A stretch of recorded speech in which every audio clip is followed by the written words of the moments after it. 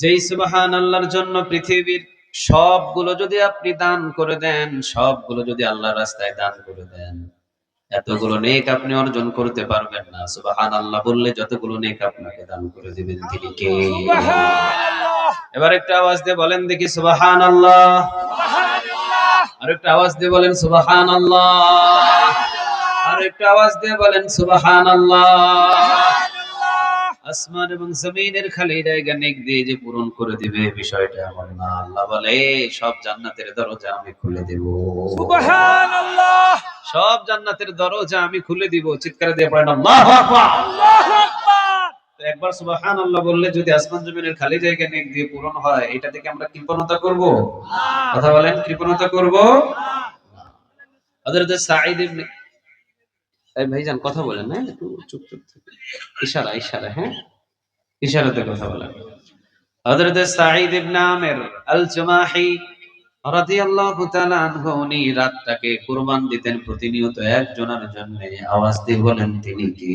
আল্লাহ।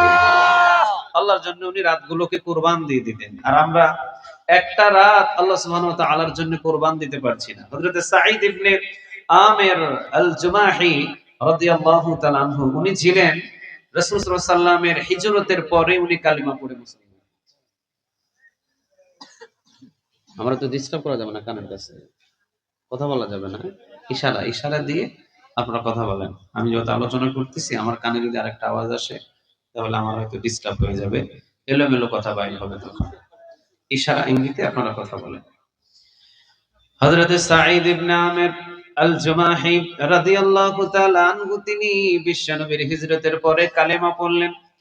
কালেমা পড়ার সাথে সাথে হযরত সাঈদ ইবনে আমির আল জুমাহি রাদিয়াল্লাহু তাআলা আনহু হযরত আবু বকরের খলিফা সময় পেলেন। হযরত আবু বকর যখন বিদায় হয়ে গেলেন ওমর রাদিয়াল্লাহু তাআলা আনহুর জামানায়, ওমর রাদিয়াল্লাহু তাআলা আনহু মসজিদে নববীতে বসা। হযরত সাঈদ ইবনে আমির আল জুমাহি মসজিদের কর্নার থেকে বললেন, ওমর, রাষ্ট্র তুমি পরিচালনা করতেছো, সাবধানে সাবধানে রাষ্ট্র পরিচালনা করো। কেননা যদি সাবধানতা অবলম্বন করো কিয়ামতের দিন তোমাকে পাকড়াও করবে। একজন আওয়াজ দিয়ে বলেন তিনি কে? আল্লাহ। আচ্ছা, ওমর রাদিয়াল্লাহু তাআলা আনহুর মতো সাহাবীরে যে ব্যক্তি সাবধানতা করে, ওই সাহাবী আবার কি সাধারণ সাহাবী হতে পারে? কথা বলেন, সাধারণ সাহাবী হতে পারে? ওমর রাদিয়াল্লাহু তাআলা আনহু ডাকলেন, যে সাঈদ এদিকে আসো। সাঈদ রাদিয়াল্লাহু তাআলা আনহু আসলেন। ওমর রাদিয়াল্লাহু তাআলা আনহু এবারে বলছে, সাঈদ ইবনে আমির আল জুমাহি রাদিয়াল্লাহু তাআলা আনহু রে, সাঈদ তুমি যেহেতু আমাকে সাবধানতা অবলম্বন করেছো, সাঈদ রে আমিও তোমাকে একটা দেশের গভর্নর বানাতে চাই। সুবহানাল্লাহ বলেন। সুবহানাল্লাহ। তুমি যেহেতু আমাকে সাবধানতা করেছো যে আমি যাতে সাবধানের সাথে দেশ চালাই, রাষ্ট্র পরিচালনা করি, তো আমি হিংসা করছি না। আমিও তোমাকে একটা দেশের গভর্নর বানিয়ে দিতে চাই, আর আমিও দেখতে চাই তুমি কিভাবে ওই দেশের রাষ্ট্রনায়ক হয়ে কিভাবে দেশটাকে শাসন করো। চিৎকার দিয়ে বলেন আল্লাহু আকবার। আল্লাহু আকবার। হযরত সাঈদ ইবনে আমির আল জুমাহি রাদিয়াল্লাহু তাআলা আনহু উনি বলেন, ওমর রে, আমারে আপনি মাফ কইরা দেন। কথা বলেছি, হয়তো আমার ভুল হয়ে গেছে, আপনি আমারে মাফ করে দেন। কোনদিন আর আমি আপনাকে সাবধান করব না, কোনদিন আপনাকে সাবধানতার জন্য কোনদিন কথাই বলবো না। ওমর বলে, হবে না, তুমি যেহেতু আমারে সাবধানতা করেছো, নিশ্চয়ই তোমার ভিতরে ভয় আছে। কার? তোমাকেই লাগবে। তুমি আমারে সাবধানতা করছো মানে তোমার ভিতরে ভয় আছে একজনের। আওয়াজ দিয়ে বলেন তিনি কে? তোমাকে লাগবে। আর তোমাকে আমি একটা দেশের গভর্নর বানাতে চাই। হযরত সাঈদ ইবনে আমির আল জুমাহি বলতেছে, কি কম তুমি, কি কোন আপনি? আমি হলাম হযরত সাঈদ ইবনে আমির আল জুমাহি, আমার ঘুমানোর বিছানা নাই, আমার রান্না করার একটা বাটি নেই, একটা পাতিল নেই, আর আপনি আমার এই দেশের গভর্নর বানাবেন? ওমর রাদিয়াল্লাহু তাআলা আনহু উনি বললেন, রাষ্ট্র পরিচালনা করার জন্য কোনো সম্পদ লাগে না, রাষ্ট্র পরিচালনা করার জন্য অন্তরে ভয় লাগে। একজনের আওয়াজ দিয়ে বলেন তিনি কে? তোমার সেই ভয় আছে? আমি টেস্ট করতে চাই, আমি তোমাকে যাচাই বাছাই করতে চাই। তোমাকে একটা দেশের গভর্নর বানাবো, সেটা হলো সিরিয়া। সুবহানাল্লাহ বলেন। সিরিয়া ওই সময়কার সব দেশের ভিতরে সিরিয়া রাষ্ট্রটা এমন ছিল, এটা হলো ব্যবসায়িক কেন্দ্রর মিডল পয়েন্ট। ঢাকা শহরটা আমাদের বাংলাদেশের মিডল পয়েন্ট না? কথা বলেন না কেন, মিডল পয়েন্ট না? দেখবেন যেই এলাকার ভিতরে ধনাঢ্য ব্যক্তি থাকে, ওই এলাকার ইমাম সাহেব অনেক সময় সম্পদশালী হয়ে যায়। ঠিক না বে ঠিক? গরিব এলাকায় যদি ইমাম সাহেব খতিবগিরি করে, উনি গরিবই থাকতে হয়, হাদিয়া তোফা ভালো পায় না। তো হযরত সাঈদ ইবনে আমির আল জুমাহি উনাকে সিরিয়ার গভর্নর করে পাঠাবে ওমর, কারণ ওমর চিন্তা করতেছে তোমাকে আমি টেস্ট করতে চাই, যাচাই করতে চাই, যে সিরিয়ার গভর্নর করে পাঠায় আমি দেখতে চাই তুমি কি বাড়ি গাড়ি বানাও না নাকি তুমি ইমান বানাও। সুবহানাল্লাহ বলে। কারণ ওই সময়ে সিরিয়াটা হলো ব্যবসার জন্য মিডল পয়েন্ট, লক্ষ লক্ষ কোটি কোটি হাজার হাজার সম্পদগুলো, স্বর্ণ মুদ্রাগুলো লেনদেন হতো এই সিরিয়াতে। হযরত সাঈদ ইবনে আমির আল জুমাহি রাদিয়াল্লাহু তাআলা আনহু বললেন, ওমর এত বড় দায়িত্ব আপনি আমারে দিবেন না, এই দায়িত্ব আমার পক্ষে নেওয়া সম্ভব নয়। ওমর আপনি অন্য কোন সাহাবীকে দেন, যেহেতু আমার চাইতে অনেক বড় বড় সাহাবী এখানে জীবিত আছে।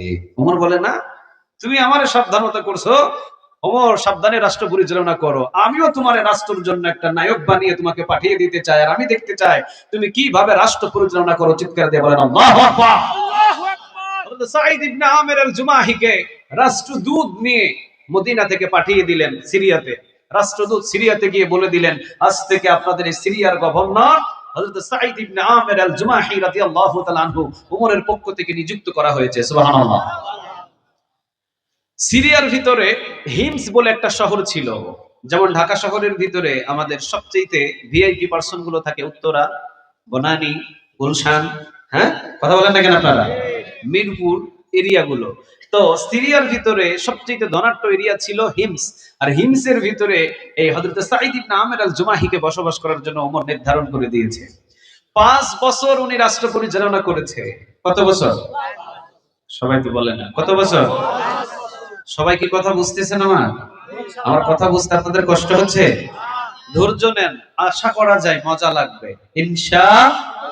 কোরআনের চাইতে মজার কিতাব পৃথিবীতে আর একটাও, কোরআনের চাইতে দামি কিতাব পৃথিবীতে একটাও। কোরআন যেখানে থাকে সেখানে সন্ত্রাসের বসবাস হয় না। সুবহানাল্লাহ বলেন। কোরআন যেখানে থাকে সেখানে আবু জেহেল থাকতে পারে না, সেখানে ওমর আর আবু বকর থাকে। চিৎকার দিয়ে বলেন ঠিক না বেঠে? তো আমরা কোরআন থেকে আলোচনা শুনবো, এর চাইতে মজার কিতাব পৃথিবীতে একটাও নাই। চিৎকার দিয়ে বলেন ঠিক না বেঠে? তবে ধৈর্য নিয়ে বসতে হবে। বুঝতে পারবেন তো? কথা বলে না, বুঝতে পারবেন তো? রাসূলের উপরে যখন কোরআন নাজিল হলো, নাজিল হওয়ার সাথে সাথেই কি রাসূল কোরআনের রাষ্ট্র পরিচালনা করতে পারছিল? সবাই কয় না পারছিল। প্রায় কত বছর পরে? 23 বছর না, মক্কি জীবনে রাসূল ছিলেন প্রায় 10 থেকে 13 বছর। তো মক্কি জীবনে যে রাসূল 13 বছর ছিলেন, মক্কি জীবনে কি কোরআনের রাষ্ট্র পরিচালনা করতে পারছে? শুধু মার খাইছে, চতুর্দিক থেকে মার আসে, আর রাসূল শুধু ধৈর্য ধারণ করে, আর একজনের কাছে মিনতি করে চায়, আওয়াজ দিয়ে বলেন তিনি কে? মদিনায় গেলেন তো পুরো রাষ্ট্রটাকে রাসূলের হাতে উঠায়া দিলেন, আওয়াজ দিয়ে বলেন তিনি কে? রাসূল যদি 13 বছর মান্না খাইতেন, কথা বলেন না কেন আপনারা? মান্না খাইলে 10 বছর রাষ্ট্র পরিচালনা করতে পারতেন? অসম্ভব। এই জন্য কোরআনের ময়দানে বসলে একটু মশার কামড় খেতে হবে, একটু ধৈর্য নিয়ে মাটিতে বসে থাকতে হবে। আল্লাহ বলে, এর বিনিময়ে আমি তোর পিছনের গুনাহ মাফ করে দেব, আর নেকির পাল্লা ওজন করে দিব, আর যাওয়ার সময় আমি তোকে জান্নাতের ডিগলার দিয়ে জান্নাতের খাতায় নাম লিখে দিব। চিৎকার দিয়ে বলেন আল্লাহু আকবার। কারণ এটা কোরআনের মজলিস, এটাও একটা জান্নাতের বাগান। সুবহানাল্লাহ বলেন। কারণ এই জায়গায় বসলে পিছনের যত গুনাহ আছে মাফ করে দেন তিনি কে? যত গুনাহ আছে মাফ হয়ে যায়, বিষয়টা পরের কথা। এখানে যতক্ষণ বসে থাকবেন আপনার দ্বারা কোনো গুনাহ হবে না। সুবহানাল্লাহ নাই? এখানে কেউ আকিস বিড়ি টানতে পারবে? কেউ গালি দিতে পারবে? কেউ মিথ্যা কথা বলতে পারবে? সব গুনাহ থেকে আপনাকে হেফাজত করবেন একজন, তিনি কে বলেন তো দেখি? তাহলে কতটুকু লাভ হলো এটা পরের কথা, কিন্তু কোরআনের ময়দানে বসলে আমার দ্বারা এখন সব গুনাহ বন্ধ করে রেখে দিয়েছি। সুবহানাল্লাহ বলেন। হযরত সাঈদ ইবনে আমির আল জুমাহি রাদিয়াল্লাহু তাআলা আনহু তিনি 5 বছর পর্যন্ত রাষ্ট্র পরিচালনা করলেন। কত বছর? 5 বছর। ওমর রাদিয়াল্লাহু তাআলা আনহু তেমন খবর নেওয়ার টাইম পান নাই। 5 বছর পর্যন্ত ওমর রাদিয়াল্লাহু তাআলা আনহু তার খবর নেওয়ার কোনো সুযোগ পান নাই। হযরত সাঈদ ইবনে আমির আল জুমাহি রাদিয়াল্লাহু তাআলা আনহু তিনি সিরিয়ার ভিতরে গভর্নরের দায়িত্ব 5 বছর পর্যন্ত দায়িত্ব পালন করছেন। সিরিয়া থেকে 5 বছর পরে মদিনায় মসজিদে নববীতে একটা কাফেলা এসেছে। এই কাফেলা মসজিদে নববীতে ওমর রাদিয়াল্লাহু তাআলা আনহুর ইমামতিতে পিছনে নামাজ আদায় করেছে। নামাজ শেষ এই কাফেলা মসজিদে নববী থেকে বাগির হতেই ওমর রাদিয়াল্লাহু তাআলা আনহুর সাথে সাক্ষাৎ। ওমর বলে, তোমরা কই থেকে আসছো? সিরিয়া। সিরিয়া, তোমাদের তো খুঁজতেছি আমি। আমাদেরকে কেন খুঁজতেছেন ওমর? কোন দোষ করছি? কয় না, তোমাদের সাথে আমার প্রয়োজন আছে। আজকে দস্তরখানার মেহমান তোমরা আমার সাথে হবা, সুবহানাল্লাহ। অর্ধ পৃথিবীর খলিফা ওমর, 12.5 লক্ষ বর্গ মাইলের প্রেসিডেন্ট, এই মানুষের সাথে যদি দস্তরখানায় বসে খাবার খাওয়া যায়, এইরকম সৌভাগ্য কারো হয়? কথা বলেন না কেন, কারো হয়? সিরিয়ার এই মানুষগুলো বললেন, ওমর রে, এটা আপনার আমাদের প্রতি সহানুভূতি। আপনি যা ভালোবাসা দেখালেন আমরা জীবনে বলতে পারবো না। আপনার দস্তরখানায় খাওয়ার জন্য তো আমরা পাগল হয়ে আছি। ওমর রাদিয়াল্লাহু তাআলা আনহু দস্তরখানা বিছালেন, খাবার নিয়ে আসলেন, খাইতে খাইতে এবার ওমর জিজ্ঞাসা করতেছে, আচ্ছা সিরিয়ার কি খবর? মানে ওমরের টার্গেট আছে আরেকটা, যে 5 বছর আগে একটা ওখানে পাঠাইছি একজন রাষ্ট্রনায়ক গভর্নর করে, ওর খবরটা কিভাবে তোদের কাছ থেকে নেওয়া যায় আমি একটু যাচাই বাছাই করি। বলতেছে সিরিয়ার কি খবর? কই সিরিয়াতে অভাব চলতেছে, অনটন চলতেছে, টানাটানি, হিসরা হিসরি, বৃষ্টি নাই, ফসল নাই, খুব অবস্থা খারাপ। এবার ওমর রাদিয়াল্লাহু তাআলা আনহু তিনি বললেন, তাহলে সিরিয়ার গরিবদের একটা লিস্ট তোমরা আমার কাছে দিয়ে যাও, গরিবদের লিস্ট করো। ওই গরিবদের লিস্ট আমার কাছে দিলে কয়েকদিনের ভিতরে তোমার কাছে, তোমাদের ওই গরিবদের কাছে আমি আমার মদিনা থেকে ত্রাণের একটা উট পাঠায় দেব। সুবহানাল্লাহ বলেন। ত্রাণের একটা উট অথবা ত্রাণের একটা মহড়া তোমাদের ওখানে পাঠিয়ে দিব, ত্রাণ পাঠাবো মদিনা থেকে, তবে গরিবদের লিস্ট তোমরা আমার কাছে দিয়ে যাও। তো সিরিয়ার এই কাফেলার মানুষগুলো বললেন, সুযোগ যখন পাইছি তখন সবচেয়ে বড় গরিব থেকে শুরু কর। তো সিরিয়ার ভিতরে সব থেকে যে বড় গরিব, ওর নামটা দিছে 1 নম্বরে, এরপরে যে 2 number, 3 number, 4 number, 5 number, serial by serial লম্বা একটা গরিবদের লিস্ট করে ওমর রাদিয়াল্লাহু তাআলা আনহুর হাতে ধরিয়ে দিয়েছে। ওমর রাদিয়াল্লাহু তাআলা আনহুর কাছে যখন এই লিস্ট ধরিয়ে দিয়েছে, ওমর রাদিয়াল্লাহু তাআলা আনহু যখন লিস্টের দিকে তাকিয়েছেন, ওমরের বাক বন্ধ হয়েছে, ওমরের কথা বন্ধ হয়েছে, ওমরের চোখের ভিতরে টলটল করে পানি, দাড়ি ভিজে ভিজে জামাই পড়ছে। সবাই চিন্তা করলেন, ওমর রে, না জানি গরিবদের লিস্ট দেওয়ায় আমরা কোনো ভুল করে ফেলেছি কিনা, আপনাকে কোনো কষ্ট দিলাম কিনা। ওমর রাদিয়াল্লাহু তাআলা আনহু বলছেন, কষ্ট তোমরা আমাকে দাও নাই, কিন্তু লিস্ট দেখার পরে আমি ওমরের চোখের পানি ধরে রাখতে পারি না। আল্লাহু আকবার। আল্লাহু আকবার। কি দেখলেন ওই লিস্টের ভিতরে? কি আছে ওই লিস্টে? যে ওমর লিস্ট দেখার সাথে সাথে কেঁদে দিলেন। কি আছে এমন দৃশ্য এই লিস্টে? ওমর রাদিয়াল্লাহু তাআলা আনহু লিস্টের 1 নাম্বার নাম যখন পড়লেন, লেখা আছে ওমর আমিরুল মুমিনিন। সিরিয়ার ভিতরে সব থেকে যিনি 1 নাম্বার বেশি গরিব, তার নামটা আমরা 1 নাম্বারে লিখে দিলাম। ও আমিরুল মুমিনিন, 1 নাম্বারে যার নাম লিখে দিলাম, উনি হলো আমাদের সিরিয়ার ভিতরে সবচাইতে বড় গরিব মানুষ। ওমর দেখলেন 1 নম্বরে যার নাম লেখা আছে তিনি হলেন সিরিয়ার গভর্নর হযরত সাঈদ ইবনে আমির আল জুমাহির নাম। আল্লাহু আল্লাহু আকবার। আকবার। হযরত সাঈদ ইবনে আমির আল জুমাহির নামটা 1 নম্বরে উঠে গেছে। ওমর রাদিয়াল্লাহু তাআলা আনহু তাকিয়ে দেখে 5 বছর আগে যাকে আমি সিরিয়ার গভর্নর করে পাঠাইছিলাম পরীক্ষা করার জন্য, যে ওমরকে সাবধানতা দিয়েছিল মসজিদে নববীতে বসে, ও ওমর রাষ্ট্র পরিচালনা করো, সাবধানভাবে রাষ্ট্র পরিচালনা করবা, আমি ওমর তাকে পরীক্ষা করার জন্য সিরিয়ার সবচেয়ে ধনাঢ্য এরিয়া, ব্যবসায়িক বাণিজ্য এরিয়ার গভর্নর করে পাঠিয়েছি। আমি তো মনে করছি 5 বছরে সে মালামাল হয়ে গেছে, 5 বছরে সে গাড়ি বানিয়েছে, বাড়ি বানিয়েছে, টাকা বানিয়েছে, পয়সা বানিয়েছে, কিন্তু 5 বছর পরে সে সিরিয়ার মানুষদের কাছ থেকে দেখলাম সিরিয়ার ভিতরে সব থেকে গরিবদের ভিতরে 1 নম্বর গরিব হয়েছে। চিৎকার দিয়ে বলেন আল্লাহু আকবার। আল্লাহু আকবার। হযরত ওমর রাদিয়াল্লাহু তাআলা আনহু 1 নম্বরে যখন গরিবের লিস্টের ভিতরে 1 নম্বরে সিরিয়ার গভর্নরের নাম, ওমর রাদিয়াল্লাহু তাআলা আনহু তখন সাথে সাথে তার রাষ্ট্রদূতকে ডাক দিয়ে 1000 স্বর্ণ মুদ্রা উপস্থিত হযরত সাঈদ ইবনে আমির আল জুমাহি রাদিয়াল্লাহু তাআলা আনহুর জন্য হাদিয়া পাঠিয়ে দিয়েছে। সুবহানাল্লাহ। কত হাজার? কথা বলেন না কেন, কত হাজার? 1000 স্বর্ণ মুদ্রা পাঠিয়ে দিয়েছে। ওই সময় একটা স্বর্ণ মুদ্রা 1.5 ভরি ওজন, 3.5 ভরি ওজন ছিল। উমরের জমানায় যে একটা মুদ্রা ছিল স্বর্ণের, এটা হলো 3.5 ভরি ওজন। তাহলে একটা যদি 3.5 ভরি হয়, 1000 মানে 3.5 ভরি স্বর্ণ, কত কোটি টাকার সম্পদ হযরত সাঈদ ইবনে আমিরের জন্য ওমর পাঠিয়েছে। চিৎকার দিয়ে পড়েন আল্লাহু আকবার। আল্লাহু আকবার। ওমর রাদিয়াল্লাহু তাআলা আনহু রাষ্ট্রদূতকে বলতেছেন, যাও তাড়াতাড়ি করে এই সম্পদগুলো আমার হযরত সাঈদ ইবনে আমির আল জুমাহি রাদিয়াল্লাহু তাআলা আনহুর কাছে দিয়ে আসো, কারণ উনি হলেন সিরিয়ার সবচেয়ে বড় গরিব, ওনাকে আমি মোটা অঙ্কের একটা হাদিয়া দিতে চাই। রাষ্ট্রদূত হযরত সাঈদ ইবনে আমির আল জুমাহি রাদিয়াল্লাহু তাআলা আনহুর কাছে গিয়ে দরজায় টোকা দিয়ে বাহির থেকে বললেন, ওমরের পক্ষ থেকে এসেছি, মদিনার রাষ্ট্রদূত, আপনার জন্য ওমরের পক্ষে একটু হাদিয়া নিয়ে এসেছি, হাদিয়াটা গ্রহণ করেন। ওমর রাদিয়াল্লাহু তাআলা আনহুর কথা শুনে হযরত সাঈদ ইবনে আমের আল জুমাহি রাদিয়াল্লাহু তাআলা আনহু তাড়াতাড়ি করে দরজা খুলে দেখলেন বস্তা একটা আছে অথবা থলে একটা আছে, থলে নিয়ে প্রবেশ করলেন রাষ্ট্রদূত ভিতরে। হযরত সাঈদ ইবনে আমের আল জুমাহি জিজ্ঞাসা করলেন, এই বস্তার ভিতরে কি? রাষ্ট্রদূত বললেন, ওমর রে। রাষ্ট্রদূত বললেন, সাঈদ রে, এই যে ওমরের পক্ষ থেকে বার্তাবাহক। দেখলেন যে সালাম দিয়েছেন ওমর রাদিয়াল্লাহু তাআলা আনহুর পক্ষ থেকে, অল্প একটু হাদিয়া, হাদিয়াগুলো সাঈদ তুমি ওমরের পক্ষ থেকে গ্রহণ করে নাও, এটা ওমর তোমার জন্য পাঠিয়েছে। হযরত সাঈদ ইবনে আমের বললেন, হয়তো সাধারণ কোনো পোশাক হবে অথবা কিছু হবে। বস্তার মুখ খোলার পরে ইন্না লিল্লাহ পড়ে পিছনে ফিট লেগে পড়ে গেছে। কি পড়ছে? কিন্তু ফিট লাগার আগে কি পড়ছে? সবাই বলে না কি পড়ছে? আমরা হলে পড়তাম আলহামদুলিল্লাহ, ঠিক না বেঠিক? ঠিক। আমরা হলে কি পড়তাম? আর একটু জোরে বলেন, জোরে বলেন, কি পড়তাম? আমরা হলে পড়তাম আলহামদুলিল্লাহ। হযরত সাঈদ ইবনে আমের আল জুমাহি রাদিয়াল্লাহু তাআলা আনহু তিনি ইন্না লিল্লাহ পড়ার পরে পিছনের দিকে পড়ে গেছে, ফিট লেগে গেছে। বিবি ওই পাশে থেকে চিৎকার দিয়েছে, হায় হায়, আমার সাঈদের কি হয়েছে? এবার পিছন থেকে বিবি জিজ্ঞাসা করে হযরত সাঈদ ইবনে আমের আল জুমাহিকে, প্রাণের স্বামী, কি এমন খবর এসেছে? ওমর রাদিয়াল্লাহু তাআলা আনহু কি ইন্তেকাল করছে? হযরত সাঈদ ইবনে আমের বলে, না না, ওমরের ইন্তেকাল থেকে আরো ভয়ানক কিছু ঘটে গেছে। চিন্তা করে দেখেন, ওমরের মৃত্যু থেকে আরো ভয়ানক কিছু ঘটে গেছে।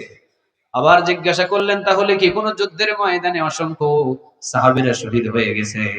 হযরত সাঈদ ইবনে আমের আল জুমাহি বললেন, না, অসংখ্য সাহাবীদের শহীদ হওয়ার চাইতে এর চাইতে বড় ঘটনা আমার ঘরে ঘটে গেছে। বিবি বলে, কি হয়েছে হযরতে সাঈদ ইবনে আমের? হযরত সাঈদ ইবনে আমের বলে, দেখো আমার ঘরের ভিতরে ওমর দুনিয়া ঢুকাইয়া ফেলছে, দুনিয়া।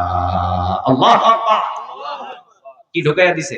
দুনিয়া। সবাই তো বলে না, কি ঢুকাইয়া দিছে? দুনিয়া। আমার ঘরে ওমর দুনিয়া ঢুকিয়ে দিয়েছে। এই দুনিয়া তো আমি ঘরের ভিতরে রাখতে চাই না। রাষ্ট্রদূত বসে থাকবে, বিবি তাড়াতাড়ি তুমি আমার কাছে আসো। আর এই 1000 স্বর্ণ মুদ্রা সমস্ত রাষ্ট্রদূত বসে থাকা অবস্থায় এই সিরিয়ার ভিতরে সমস্ত গরিবদের কাছে 1000 স্বর্ণ মুদ্রা দান করে দাও। সুবহানাল্লাহ। রাষ্ট্রদূত বসা, ওমরের রাষ্ট্রদূত বসা, বিবির হাতে 1000 স্বর্ণ মুদ্রা দিয়ে বাহির করে দিলেন, বিলিয়ে দাও। সিরিয়ার সব গরিবদের মাঝে 1000 স্বর্ণ বিলিয়ে দিয়ে যতক্ষণ না বিবি ঘরে ফিরেছে ততক্ষণ ওমরের রাষ্ট্রদূতকে ঘর থেকে বাহির হতে দেন নাই। চিৎকার দিয়ে বলেন আল্লাহু আকবার। আল্লাহু আকবার। ওমর রাদিয়াল্লাহু তাআলা আনহুর রাষ্ট্রদূতকে লাস্ট বলে দিয়েছেন, এমন কোন হাদিয়া যেন আমিরুল মুমিনিন ওমর আমার জন্য না পাঠায়। সুবহানাল্লাহ বলে। 1000 স্বর্ণ মুদ্রা বিলিয়ে দিলেন, চলে গেলেন। ওমর রাদিয়াল্লাহু তাআলা আনহুর রাষ্ট্রদূত ওমর রাদিয়াল্লাহু তাআলা আনহু জিজ্ঞাসা করলেন, 1000 স্বর্ণ মুদ্রা পেয়ে আমার সাঈদ কি খুশি হয়েছে? রাষ্ট্রদূত কয়, খুশি? শুধু খুশি না, ইন্না লিল্লাহ পড়ে পিছনে ফিট লেগে পড়ে গেছে। কি কও? ইন্না লিল্লাহ পড়েছে, শুধু ইন্না লিল্লাহ নয়, আমাকে উপস্থিত বসা রেখে 1000 স্বর্ণ মুদ্রা তার বিবির মাধ্যমে সব বিলিয়ে দিয়েছে। সুবহানাল্লাহ। একটাও রাখে নাই, একটাও রাখে নাই। ওমর রাদিয়াল্লাহু তাআলা আনহু আবার অবাক হয়ে গেলেন। ওমর বললেন, এবার খবর দাও, আমি সিরিয়াতে আসতেছি। সুবহানাল্লাহ বলেন। আমিরুল মুমিনিন হযরত ওমর রাদিয়াল্লাহু তাআলা আনহু এবার সিরিয়ার দিকে রওনা দিবেন। আপনারা বলেন, কাবা ঘরের ইমাম যদি আপনাদের এই যশোর এলাকায় আসে, মানুষ জমায়েত কম হবে না বেশি হবে? কথা বলেন, কথা বলেন, বেশি হবে না কম হবে? বেশি হবে। যশোরের ভিতরে আসছিল ডক্টর মিজানুর রহমান আজহারী ভাই, পুরা এরিয়া পর্যন্ত ব্লক হয়ে গিয়েছিল, ঠিক না ভাই? ঠিক। বাংলার জমিনের ভিতরে সাধারণ মানুষের ভিতরে যদি ডক্টর মিজানুর রহমান আজহারী ভাই যদি আসাতে এমন হয়, আমিরুল মুমিনিন যার এই কোরআনের ভিতরে 21 জায়গায় ওমরের ডিসিশনে কোরআনের আয়াত নাযিল হয়েছে, ওই ওমর যদি এই যশোরের ভিতরে আসতেন, ওয়াল্লাহি সারা বাংলার মানুষ পাগল হয়ে যেত, ঠিক না ভাই? ঠিক।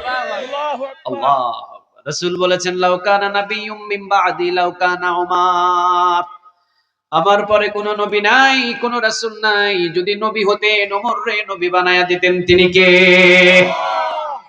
ওমর রাদিয়াল্লাহু তাআলা আনহু এমন মানুষ ছিলেন, ঘরের ভিতরে ঘুমিয়ে থাকতেন সাহাবীরা, আর ওমর রাদিয়াল্লাহু তাআলা আনহু ওই সাহাবীরা কি স্বপ্ন দেখতেন ওমর ঘরের ভিতর থেকে টের পেয়ে যেতেন। সুবহানাল্লাহ। সুবহানাল্লাহ। আমিরুল মুমিনিন ওমর সাধারণ কোনো মানুষ নয়।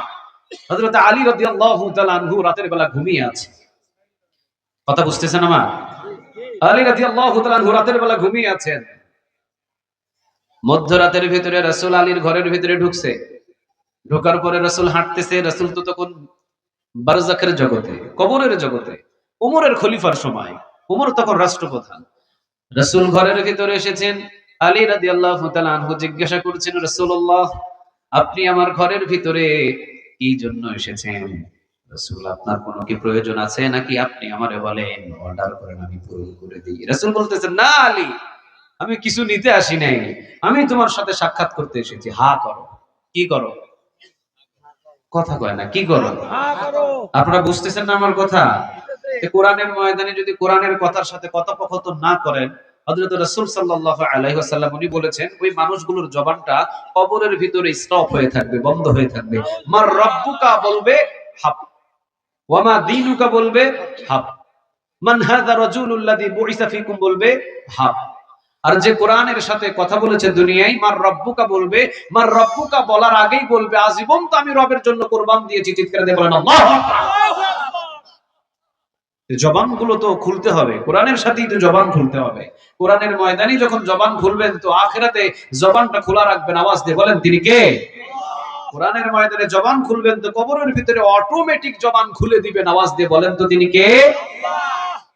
আমাদের চাইতে আবু জেহেল আরবি বেশি বুঝতো না কম বুঝতো? বেশি বুঝতো। কথা বলে না। বেশি বুঝতো। আবু জেহেল আমাদের চাইতে আরবি বেশি বুঝতো না কম বুঝতো? বেশি বুঝতো। বেশি বুঝতো। কিন্তু আবু জেহেল কি কবরের ভিতরে মার রব্বুকার উত্তর দিতে পারছে? না। পারে নাই, কারণ আবু বকরের একদিনের সম্পর্ক কোরআনের সাথে হয় নাই। ঠিক না ঠিক? ঠিক। ওমা দীনুকা, এই আবু জেহেলের উত্তর জানা ছিল যে ওমা দীনুকার উত্তর কি, কারণ ওর চাইতে আরবি ভাষা বাংলাদেশের ভিতরে কেউ জানে না।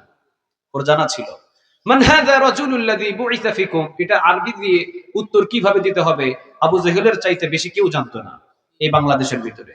কিন্তু উনি উত্তর দিতে পারে নাই, কারণ উনি কোরআনের সাথে কোনোদিন কথাই বলে নাই। ঠিক না ঠিক? তা আপনিও যদি কোরআনের সাথে কথা না বলেন, আপনার জবানটারেও বন্ধ করে দিতে পারেন। আওয়াজ দিয়ে বলেন তিনি কে? হযরত আলী রাদিয়াল্লাহু তাআলা আনহু রাসূলকে বলছেন, রাসূল স্বপ্নে জগতে এসেছেন আলীর ঘরে। আলী রাদিয়াল্লাহু তাআলা আনহু তিনি বলছেন, নবী কোন কাজ আছে নাকি আপনি আমারে বলেন, আমি করে ফেলে দিই। রাসূল বললেন, না আলী, আমি তোমার ঘরের ভিতরে তেমন কোনো কাজ করতে আসি নাই, তবে আলী রে তোমাকে আমি একটা হাদিয়া দিব, তুমি হা করো। আলী রাদিয়াল্লাহু তাআলা আনহু হা করলেন। রাসূল পকেটের ভিতর থেকে একটা খুরমা খেজুর আলীর মুখে ঢুকাইয়া দিলেন। সুবহানাল্লাহ। কয়টা খুরমা খেজুর? কথা বলেন কয়টা? একটা দিলেন। একটা খুরমা খেজুর আলীর মুখে ঢুকাইয়া দিলেন। আলী রাদিয়াল্লাহু তাআলা আনহু ফজরের নামাজের আগ মুহূর্তে যখন ঘুম থেকে উঠেছেন, আলী রাদিয়াল্লাহু তাআলা আনহু দেখেন রাসূলের স্বপ্নে দেওয়া সেই খেজুরের আটি এখনো মুখের ভিতরে আছে। আটিটা বাহির করে নিয়ে আলী রাদিয়াল্লাহু তাআলা আনহু রেখে দিয়ে মারছে মসজিদে দৌড়। মসজিদে ওমরের ইমামতিতে নামাজ চলছে। ওমর রাদিয়াল্লাহু তাআলা আনহু নামাজ শুরু করে দিয়েছেন। আল্লাহু আকবার, নামাজ শুরু। আলহামদুলিল্লাহি রাব্বিল আলামিন আর রহমানির রহিম মালিকি ইয়াউমিদ্দিন। শুরু হয়েছে নামাজ, রুকু সিজদা সব শেষ। মসজিদের বাহির থেকে একজন বৃদ্ধা মহিলা বলেন অথবা পুরুষ বলেন, এক ঝুড়ি খেজুর এনে বলতেছেন, নতুন গাছের খেজুর, এই খেজুরটা মসজিদের সমস্ত ফজর নামাজের মুসল্লিদের হাতে হাতে বিলিয়ে দেন। সুবহানাল্লাহ। ওই সময় মসজিদে নববীতে ফজর নামাজের পরে মানুষ হাদিয়া আনতেন। আর আমাদের বাংলাদেশের নিয়ম হয়ে গেছে জুমার দিনে মসজিদে হাদিয়া দেওয়া। ঠিক না ঠিক? একটা নিয়ম হয়েছে জুমার দিনে হাদিয়া দিতে হবে। ফজর নামাজের পরে যদি হাদিয়া দেন, এলাকার সবচেয়ে ফজর নামাজে যারা মুসল্লি ওদেরকে হাদিয়া খাওয়ালে ওই হাদিয়াতে বরকত বেশি দিবে। নামাজ দিয়ে বলেন তিনি কে? কিন্তু জুমার নামাজে দিলে বহু জুমার নামাজি আছে খালি সপ্তাহে একদিন পড়ে। কথা বলেন না কেন? কয়দিন পড়ে? একদিন পড়ে। আর রাসূলের জামানায় ফজর নামাজের সময় হাদিয়া দিতেন, কারণ ফজর নামাজের মুসল্লিরে খাওয়ানো মানে মনে হয় যে এদের মতো ইমানদার ব্যক্তি এলাকায় একটা মনে হয়। চিৎকার দিয়ে বলেন ঠিক না ঠিক? ফজর নামাজ কি সবাই জামাতে পড়তে পারে? কথা বলেন না কেন? পড়তে পারে? আর যারা পড়ে তারা পাক্কা ইমামদার। চিৎকার দিয়ে পড়েন আল্লাহু আকবার।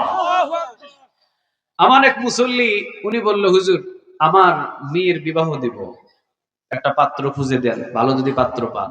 আমি বললাম, আপনার এই মসজিদের ফজর নামাজের যে যুবকটা আছে, নামাজ পড়ে 5 ওয়াক্ত, ওর সাথে বিয়ে দিয়ে দেন। আমি বললাম যে এই যে যুবকটা 5 ওয়াক্ত ফজরের জামাতে এসে নামাজ পড়ে, ওর সাথে বিয়ে দিয়ে দেন। তো উনি বললেন যে হুজুর এমন যুবক যদি এই সমাজে না পাই, তাহলে পাশের সমাজে দেখেন।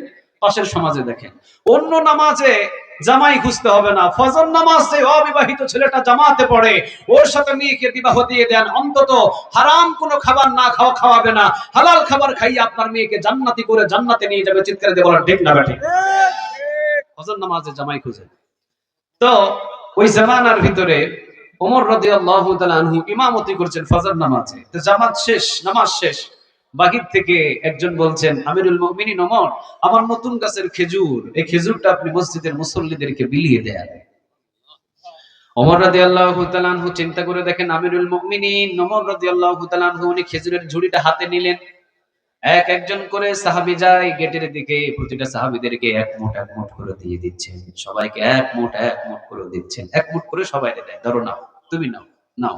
হযরত আলী রাদিয়াল্লাহু তাআলা আনহু যখন এসেছে, আলী রাদিয়াল্লাহু তাআলা আনহুকে এখন আর মুঠ করে দেয় না।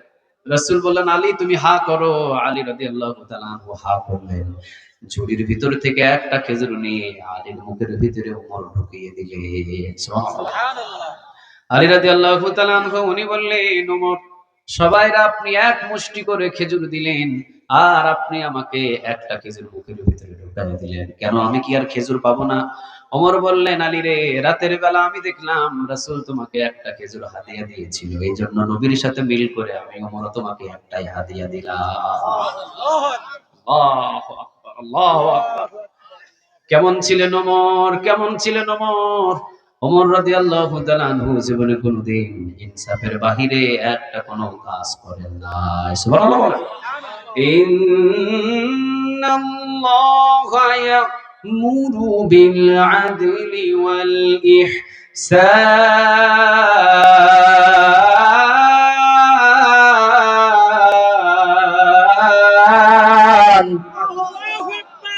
আল্লাহ রাব্বুল আলামিন যেহেতু বলেছেন ইন্না মানে নিশ্চয়ই, আল্লাহ মানে আল্লাহ, ইয়ামুরু মানে আদেশ দিচ্ছেন, বিল আদল ইনসাফ বলা হয়ে যাও, কার কথা? আরো জোরে আওয়াজ দিয়ে বলেন কার? ওমর রাদিয়াল্লাহু তাআলা আনহুর ভিতরে এতটা ইনসাফ ছিলেন যে ওমরের উপরে খুশি হয়ে কোরআনের 21 জায়গায় আয়াত নাজিল করে দিয়েছেন। আওয়াজ দিয়ে বলেন তিনি কে? জেরুজালেম থেকে একটা চিঠি এসেছে। হযরত আমর ইবনুল আস রাদিয়াল্লাহু তাআলা আনহুকে ওমর রাদিয়াল্লাহু তাআলা আনহু জেরুজালেমে পাঠিয়েছেন যে ওমর যাও, আমর ইবনুল আস যাও, ওই যুদ্ধের ময়দানে জেরুজালেমে গিয়ে জেরুজালেমের দরজাটা বন্ধ করে চাবিটা আমি ওমরের কাছে এনে পুষিয়ে দাও। চিৎকার দিয়ে বলেন আল্লাহু আকবার। মুসলমানদের সৈন্যবাহিনী নিয়ে জেরুজালেমে রওনা দিয়েছেন, হামলা করবেন। কিন্তু জেরুজালেমের খ্রিস্টানরা তাকিয়ে দেখলেন এদের সাথে পেরে ওঠা আমাদের পক্ষে সম্ভব নয়। এরা সারাদিন যুদ্ধ করে আর সারা রাত নামাজ পড়ে। সুবহানাল্লাহ বলবেন না? এরা সারাদিন যুদ্ধ করে আর সারা রাত কার কাছে চায়? আরো জোরে বলেন, কার কাছে চায়? হযরত ওমর রাদিয়াল্লাহু তাআলা আনহুকে লাগবে। খ্রিস্টানরা চিন্তা করলেন, ভাবনা করলেন, ওমর রাদিয়াল্লাহু তাআলা আনহুকে লাগবে, এদের সাথে যুদ্ধ করে আমরা পেরে উঠতে পারবো না, কারণ ওমর যদি জেরুজালেমে আসে, ওই ওমরের কাছে আমরা সকল চাবিগুলো জেরুজালেমে বুঝাইয়া দেব, যুদ্ধে বিহীন জেরুজালেম মুসলমানদের হাতে উঠাইয়া দেব। সুবহানাল্লাহ।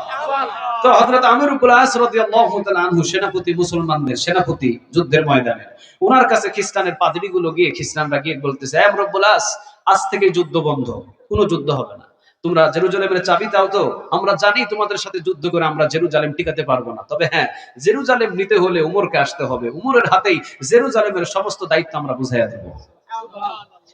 আমর ইবনে আস রাদিয়াল্লাহু তাআলা আনহু বললেন যে তাহলে ওমর যদি আসে তাহলে এখানে আর অসুবিধা কোথায়? চিঠি লিখলেন, ওমর আপনি আসলেই আপনার হাতে জেরুজালেমের চাবি বুঝিয়ে দেওয়া হবে। ওমরও চিঠি বার্তাবাহককে পাঠিয়ে দিলেন, বলে দাও 1 সপ্তাহের ভিতরে ওমর রওনা, 1 সপ্তাহের ভিতরে ওমর জেরুজালেমে পৌঁছে যাচ্ছে, আজকেই ফজর পড়ে ওমর রওনা দিচ্ছে। সুবহানাল্লাহ।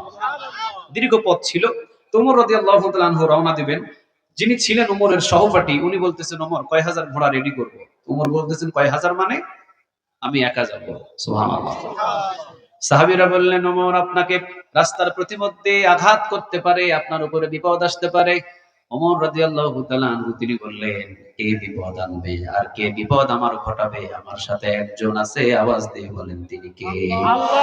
তাবারাকাল্লাযী বিয়াদিহিল মুলকু ওয়া হুয়া আলা কুল্লি শাইইন কাদির।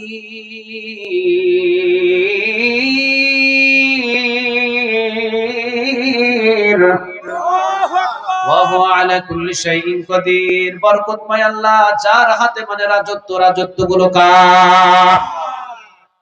আমি ওমর তো আল্লাহ রাজত্বের ভিতরে থাকবো, তা আমি ওমরকে কে কি করবে? যে যাই করুক না কেন আমার সাথে আছেন একজন, আওয়াজ দিয়ে বলেন তিনি কে? ওমর বললেন, কাউকে লাগবে না, আমি একাই রওনা দেব। শুধু উটের রশি টানার জন্য একটা চাকর দাও। কি দাও? কথা বলে না, কি দাও? চাকর দাও। ওমর রাদিয়াল্লাহু তাআলা আনহুর উটের রশি ধরার জন্য একটা চাকরকে দেওয়া হলো। চাকর সারাদিন রশি টানলেন। ওমর রাদিয়াল্লাহু তাআলা আনহু সন্ধ্যাবেলা বিশ্রাম নিলেন, তাবু গাড়লেন, খাবার দাবার শেষ, ইবাদত বন্দেগী করে ফজর নামাজ পড়ে ওমর রাদিয়াল্লাহু তাআলা আনহু উটের রশি ধরে দাঁড়িয়ে আছে। সুবহানাল্লাহ বলবেন না? ওমর রাদিয়াল্লাহু তাআলা আনহু উটের রশি ধরে দাঁড়ানো। ওমর রাদিয়াল্লাহু তাআলা আনহু তিনি বলেন চাকরকে, তুমি আজকে উটের পিঠে ওঠো। গতকালকে তুমি রশি ধরে টেনেছো, আজকে তুমি উটের পিঠে উঠবা, আর আমি ওমর সারাদিন রশি টানবো। আল্লাহু আকবার। সারাদিন ওমর রাদিয়াল্লাহু তাআলা আনহু রশি টানলেন। চাকর বারবার বলে, ওমর আপনি আমারে দেন। ওমর ধমক দেয় আর চাকর ঘাবড়ে যায়, কারণ ওমর নরম না গরম? কথা বলেন, নরম না গরম? রাসূল বলেছেন, আরহামু উম্মতি বি উম্মতি আবু বকর। আমার উম্মতের ভিতরে নরম প্রকৃতির সাহাবী হলেন আবু বকর। সুবহানাল্লাহ বলেন। ওয়া আশাদ্দুকুম ফি আমরিল্লাহি উমর। আর আরেকজন গরম আছে, উনি হলেন ওমর। নরম আর গরমের সমন্বয়ে কালেমার পতাকা পথ করে উড়িয়ে দিয়েছেন তিনি কে? আমরা শুধু নরম হলে চলবে না, মাঝে মাঝে ওমরের মতো গরম হওয়ার দরকার আছে না? না, লিল্লাহি তাকবীর, লিল্লাহি তাকবীর, নারে তাকবীর। ولا ند له، لا مثل له ولا مثيل له، لا وزير له ولا كفيل له، لا شبه له ولا شبيه له، لا ولد له ولا والد له، وهو الواحد الفرد الصمد، لم يلد ولم يولد ولم يكن له كفوا أحد. ونشهد أن سيدنا ونبينا وحبيبنا وبشيرنا ونذيرنا وطبيبنا وطبيب أرواحنا وحبيب إقامة دينের কাজে কবুল করে নিও প্রভু। তাহাজ্জুদের যাই নামাজে মরণ তুমি দিও প্রভু। ইকামতে দিনের কাজে কবুল করে নিও প্রভু। আল্লাহুম্মা সাইয়্যিদিনা মাওলানা মুহাম্মদ ওয়া আলা আলি সাইয়্যিদিনা। কত ব্যথা কত ভাবে সয়েছ যে তুমি, তোমারি খুনে লাল তায়েফের ভূমি। ফেরেশতা এসে চায় ধ্বংসের হুকুম, লৌহ মাখা মুহাম্মদ প্রাণেতে হযরত। আল্লাহ ক্ষমা করো হে তায়েবাসী, ওরা বুঝেনি যে আমি যে মোহাম্মদ, হৃদয়ে মোহাম্মদ। আল্লাহুম্মা على سيدنا مولانا محمد ওয়া আলা আলি সাইয়্যিদিনা। مولانا محمد সবাই আমার সাথে পড়েন, আল্লাহুম্মা সাল্লি আলা মুহাম্মাদ। সবাই পড়েন, আল্লাহুম্মা সাল্লি আলা মুহাম্মাদ ওয়া আলা আলি মুহাম্মাদ কামা সাল্লাইতা আলা ইব্রাহিম ওয়া আলা আলি ইব্রাহিম ইন্নাকা হামিদুম মাজিদ। اللهم بارك على محمد وعلى آل محمد كما باركت على إبراهيم وعلى آل إبراهيم إنك حميد مجيد. لا إله إلا الله، لا إله إلا الله لا إله إلا الله، لا إله إلا الله لا إله إلا الله، لا إله إلا الله আল্লাহ নামের জিকির করবে যারা, আল্লাহর প্রিয় বান্দা তারা, আল্লাহর প্রিয় বান্দা যারা, জান্নাতে প্রবেশ করবে তারা। জোরে লা ইলাহা, লা ইলাহা ইল্লাল্লাহ, লা ইলাহা, إلا الله লা ইলাহা ইল্লাল্লাহ মুহাম্মাদুর রাসূলুল্লাহ সাল্লাল্লাহু আলাইহি ওয়াসাল্লাম। প্রিয় যশোরবাসী, আপনারা সবাই কেমন আছেন? الحمد لله আওয়াজে মনে হচ্ছে আপনারা খুব একটা ভালো নেই। সুস্থ মানুষের আওয়াজটা একটু জোরে হয়, এত দুর্বল হয় না। দেখি আবার জিজ্ঞাসা করি আপনাদের, যশোরবাসী আপনারা সবাই কেমন আছেন? الحمد لله আলহামদুলিল্লাহ, আমিও ভালো আছি। আমাদের সবাইকে ভালো রাখেন তিনি কে? الله আমাদের সবাইকে সুস্থ রাখেন তিনি কে? الله কেউ যেটা দেখে না সেটা দেখেন কে? الله কেউ যেটা বুঝে না সেটা বুঝেন কে? الله কেউ যেটা শোনে না সেটা শুনেন কে? الله সকল ক্ষমতার মালিক কে বলেন? الله সে আল্লাহর প্রতি শুকরিয়া আদায় করে আমরা পড়ছি আলহামদুলিল্লাহ, الحمد لله পড়ছি রব্বানা লাকাল হামদ ربنا لك الحمد হামদান কাসীরান حمدا كثيرا তাইয়িবান طيبا মুবারাকান مباركا ফি। পড়েন আল্লাহু আকবার الله اكبر কাবীরা كبيرا আলহামদুলিল্লাহ الحمد لله কাসীরা كثيرا সুবহানাল্লাহি سبحان الله বুকরাতাও ওয়া আসীলা بكرة وصيلا সুবহানাল্লাহি سبحان الله ওয়া বিহামদিহি وبحمده আদাদা খালকিহি ওয়া রিদা নাফসিহি ওয়া জিনাতা আরশিহি ওয়া মিদাদা কালিমাতি। পড়েন লাকাল হামদ لك الحمد বিল কুরআন, লাকাল হামদ لك الحمد বিল ইসলাম, بالإسلام লাকাল হামদ لك الحمد বিআসমাইক হুয়া লাকা বিহি সামাইতুহু, লাকাল হামদ لك الحمد ইয়া রাব يا رب কামা ইয়ানবাগি كما ينبغي লিজালালি ওয়াজহিক لجلال ওয়া আযীমি সুলতানিক। প্রশংসাগুলো করলাম কার? الله আমরা সব জায়গায় প্রশংসাগুলো করব কার? الله খাওয়ার শুরুতে কার? الله খাওয়ার শেষে কার? الله আমরা যখন ঘুমাইতে যাই তখন কার? الله রাস্তাঘাটে চলার সময় কার? الله আমরা গোলামি করব কার? الله এই যে যারা উত্তর দিলেন না, এখন তো ঈমান চলে যাওয়ার সম্ভাবনা আছে। আমি জিজ্ঞাসা করলাম আপনারা গোলামি করবেন কার?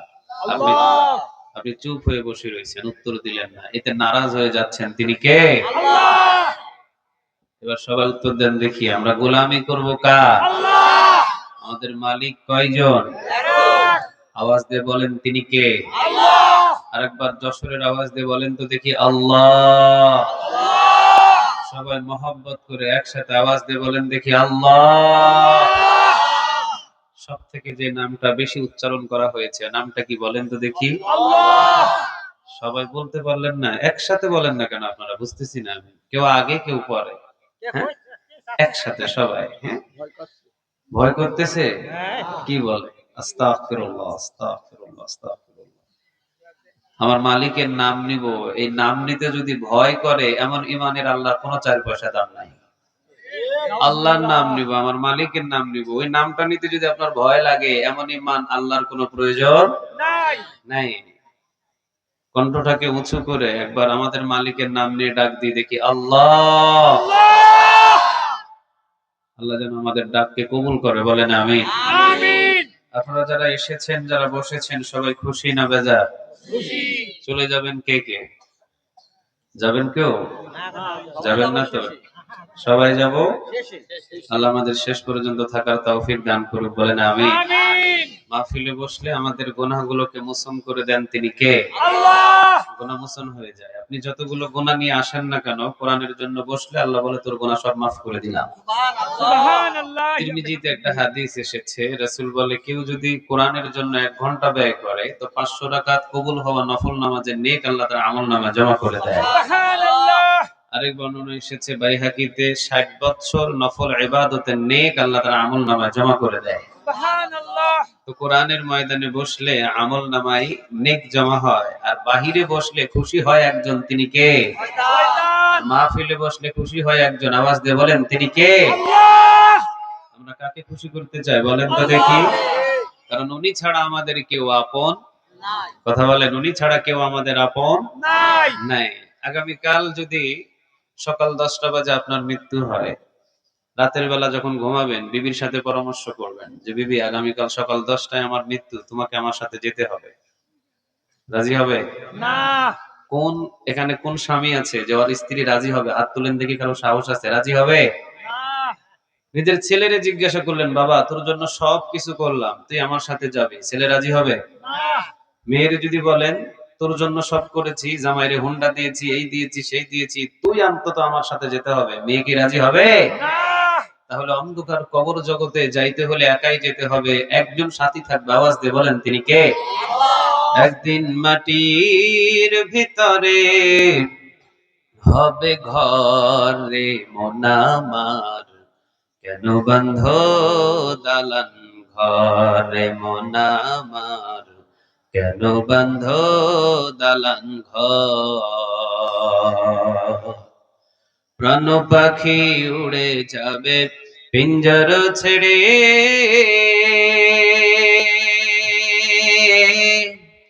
ধরা ধামে সবই রবে, তুমি যাবে চলে।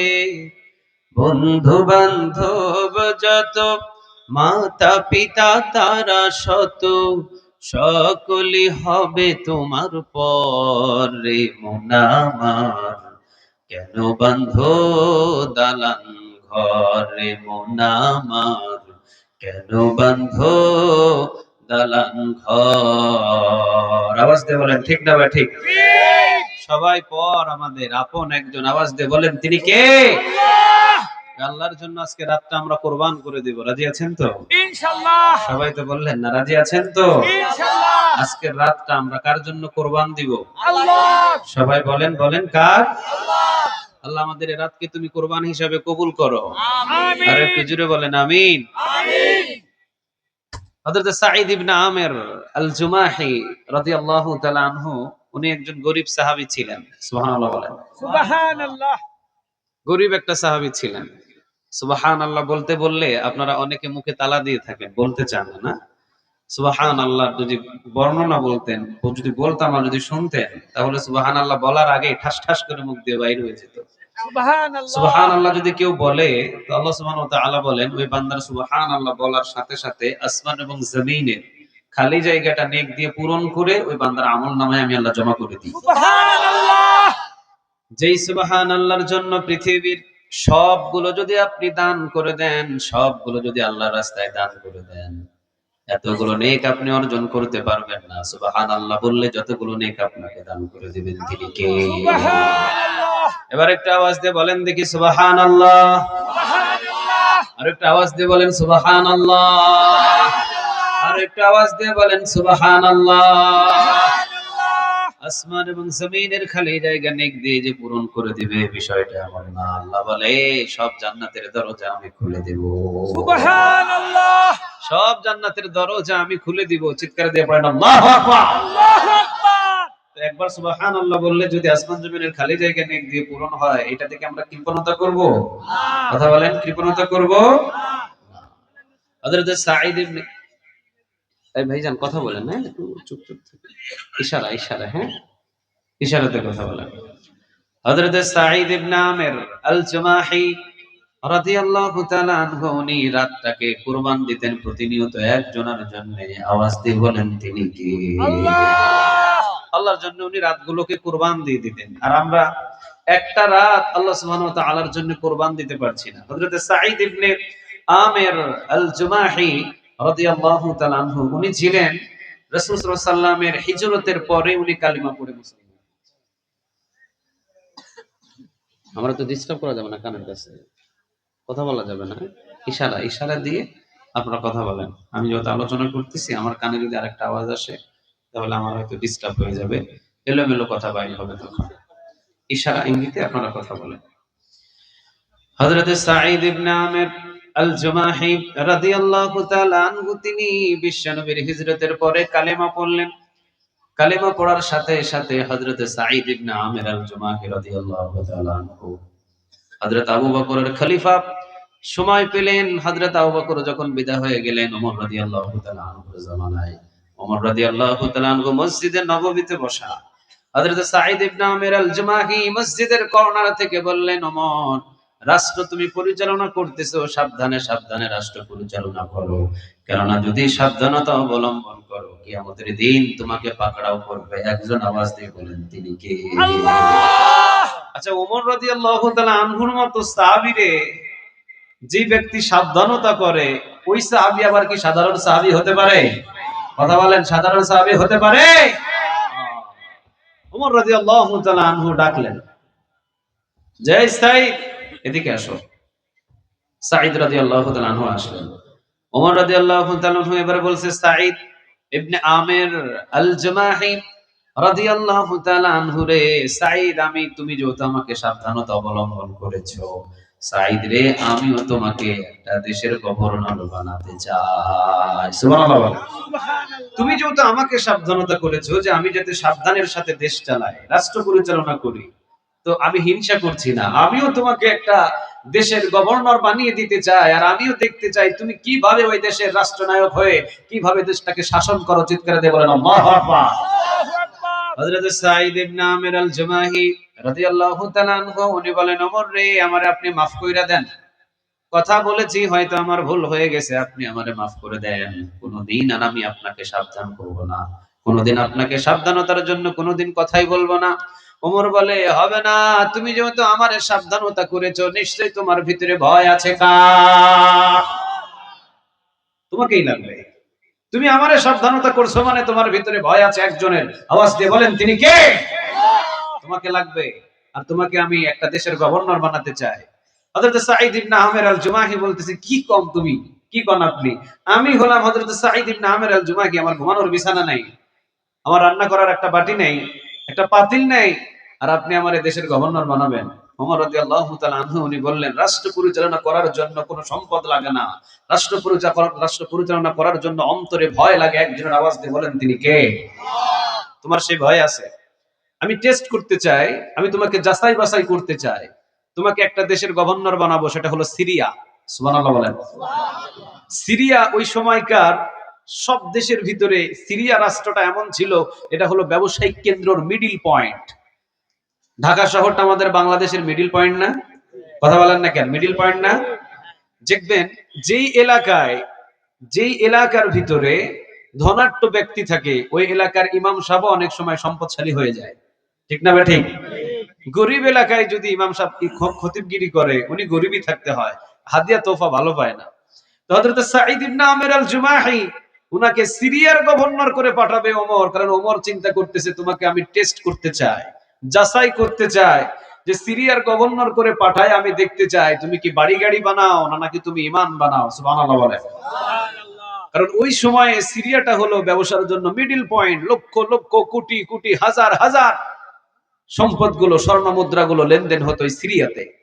হযরত সাঈদ ইবনে আমির আল জুমাহি রাদিয়াল্লাহু তাআলা আনহু বললেন, ওমর এত বড় দায়িত্ব আপনি আমারে দিবেন না, এই দায়িত্ব আমার পক্ষে নেওয়া সম্ভব নয়। ওমর আপনি অন্য কোন সাহাবীকে দেন, যেহেতু আমার চাইতে অনেক বড় বড় সাহাবী এখানে জীবিত আছে।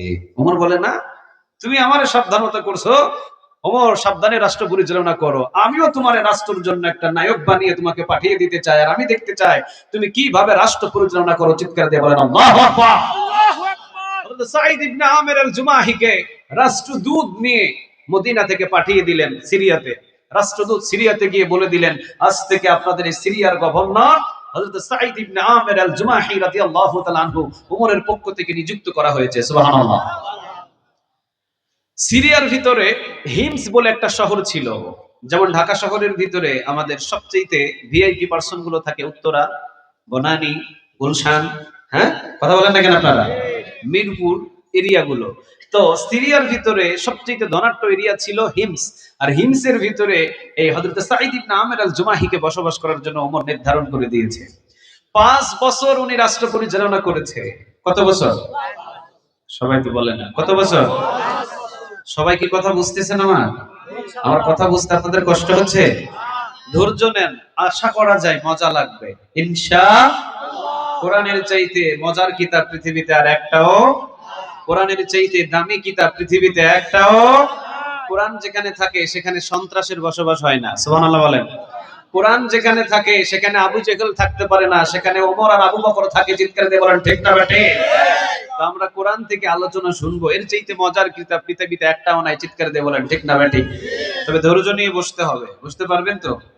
কথা বলে না, বুঝতে পারবেন তো? রাসূলের উপরে যখন কোরআন নাজিল হলো, নাজিল হওয়ার সাথে সাথেই কি রাসূল কোরআনের রাষ্ট্র পরিচালনা করতে পারছিল? সবাই কয় না পারছিল। প্রায় কত বছর পরে? 23 বছর না, মক্কি জীবনে রাসূল ছিলেন প্রায় 10 থেকে 13 বছর। তো মক্কি জীবনে যে রাসূল 13 বছর ছিলেন, মক্কি জীবনে কি কোরআনের রাষ্ট্র পরিচালনা করতে পারছে? শুধু মার খাইছে, চতুর্দিক থেকে মার আসে, আর রাসূল শুধু ধৈর্য ধারণ করে, আর একজনের কাছে মিনতি করে চায়, আওয়াজ দিয়ে বলেন তিনি কে? মদিনায় গেলেন তো পুরো রাষ্ট্রটাকে রাসূলের হাতে উঠায়া দিলেন, আওয়াজ দিয়ে বলেন তিনি কে? রাসূল যদি 13 বছর মান্না খাইতেন, কথা বলেন না কেন আপনারা? মান্না খাইলে 10 বছর রাষ্ট্র পরিচালনা করতে পারতেন? অসম্ভব। এই জন্য কোরআনের ময়দানে বসলে একটু মশার কামড় খেতে হবে, একটু ধৈর্য নিয়ে মাটিতে বসে থাকতে হবে। আল্লাহ বলে, এর বিনিময়ে আমি তোর পিছনের গুনাহ মাফ করে দিব, আর নেকির পাল্লা ওজন করে দিব, আর যাওয়ার সময় আমি তোকে জান্নাতের ডিগলার দিয়ে জান্নাতের খাতায় নাম লিখে দিব। চিৎকার দিয়ে বলেন আল্লাহু আকবার। কারণ এটা কোরআনের মজলিস, এটাও একটা জান্নাতের বাগান। সুবহানাল্লাহ বলেন। কারণ এই জায়গায় বসলে পিছনের যত গুনাহ আছে মাফ করে দেন তিনি কে? যত গুনাহ আছে মাফ হয়ে যায়, বিষয়টা পরের কথা। এখানে যতক্ষণ বসে থাকবেন আপনার দ্বারা কোনো গুনাহ হবে না। সুবহানাল্লাহ নাই? এখানে কেউ আকিস বিড়ি টানতে পারবে? কেউ গালি দিতে পারবে? কেউ মিথ্যা কথা বলতে পারবে? সব গুনাহ থেকে আপনাকে হেফাজত করবেন একজন, তিনি কে বলেন তো দেখি? তাহলে কতটুকু লাভ হলো এটা পরের কথা, কিন্তু কোরআনের ময়দানে বসলে আমার দ্বারা এখন সব গুনাহ বন্ধ করে রেখে দিয়েছি। সুবহানাল্লাহ বলেন। হযরত সাঈদ ইবনে আমির আল জুমাহি রাদিয়াল্লাহু তাআলা আনহু তিনি 5 বছর পর্যন্ত রাষ্ট্র পরিচালনা করলেন। কত বছর? 5 বছর। ওমর রাদিয়াল্লাহু তাআলা আনহু তেমন খবর নেওয়ার টাইম পান নাই। 5 বছর পর্যন্ত ওমর রাদিয়াল্লাহু তাআলা আনহু তার খবর নেওয়ার কোনো সুযোগ পান নাই। হযরত সাঈদ ইবনে আমির আল জুমাহি রাদিয়াল্লাহু তাআলা আনহু তিনি সিরিয়ার ভিতরে গভর্নরের দায়িত্ব 5 বছর পর্যন্ত দায়িত্ব পালন করছেন। সিরিয়া থেকে 5 বছর পরে মদিনায় মসজিদে নববীতে একটা কাফেলা এসেছে। এই কাফেলা মসজিদে নববীতে ওমর রাদিয়াল্লাহু তাআলা আনহুর ইমামতিতে পিছনে নামাজ আদায় করেছে। নামাজ শেষ, এই কাফেলা মসজিদে নববী থেকে বাগির হতেই ওমর রাদিয়াল্লাহু তাআলা আনহুর সাথে সাক্ষাৎ। ওমর বলে, তোমরা কই থেকে আসছো? সিরিয়া। সিরিয়া? তোমাদের তো খুঁজতেছি আমি। আমাদেরকে কেন খুঁজতেছেন ওমর? কোন দোষ করছি? কয় না, তোমাদের সাথে আমার প্রয়োজন আছে। আজকে দস্তরখানার মেহমান তোমরা আমার সাথে হবা। সুবহানাল্লাহ। অর্ধ পৃথিবীর খলিফা ওমর, 12.5 লক্ষ বর্গ মাইলের প্রেসিডেন্ট, এই মানুষের সাথে যদি দস্তরখানায় বসে খাবার খাওয়া যায়, এইরকম সৌভাগ্য কারো হয়? কথা বলেন না কেন, কারো হয়? সিরিয়ার এই মানুষগুলো বললেন, ওমর রে, এটা আপনার আমাদের প্রতি সহানুভূতি, আপনি যা ভালোবাসা দেখালেন আমরা জীবনে বলতে পারবো না। আপনার দস্তরখানায় খাওয়ার জন্য তো আমরা পাগল হয়ে আছি। ওমর রাদিয়াল্লাহু তাআলা আনহু দস্তরখানা বিছালেন, খাবার নিয়ে আসলেন, খাইতে খাইতে এবার ওমর জিজ্ঞাসা করতেছে, আচ্ছা সিরিয়ার কি খবর? মানে ওমরের টার্গেট আছে আরেকটা, যে 5 বছর আগে একটা ওখানে পাঠাইছি একজন রাষ্ট্রনায়ক গভর্নর করে, ওর খবরটা কিভাবে তোদের কাছ থেকে নেওয়া যায় আমি একটু যাচাই বাছাই করি। বলতেছে সিরিয়ার কি খবর? কই সিরিয়াতে অভাব চলতেছে, অনটন চলতেছে, টানাটানি, হিসরা হিসরি, বৃষ্টি নাই, ফসল নাই, খুব অবস্থা খারাপ। এবার ওমর রাদিয়াল্লাহু তাআলা আনহু তিনি বললেন, তাহলে সিরিয়ার গরিবদের একটা লিস্ট তোমরা আমার কাছে দিয়ে যাও, গরিবদের লিস্ট করো।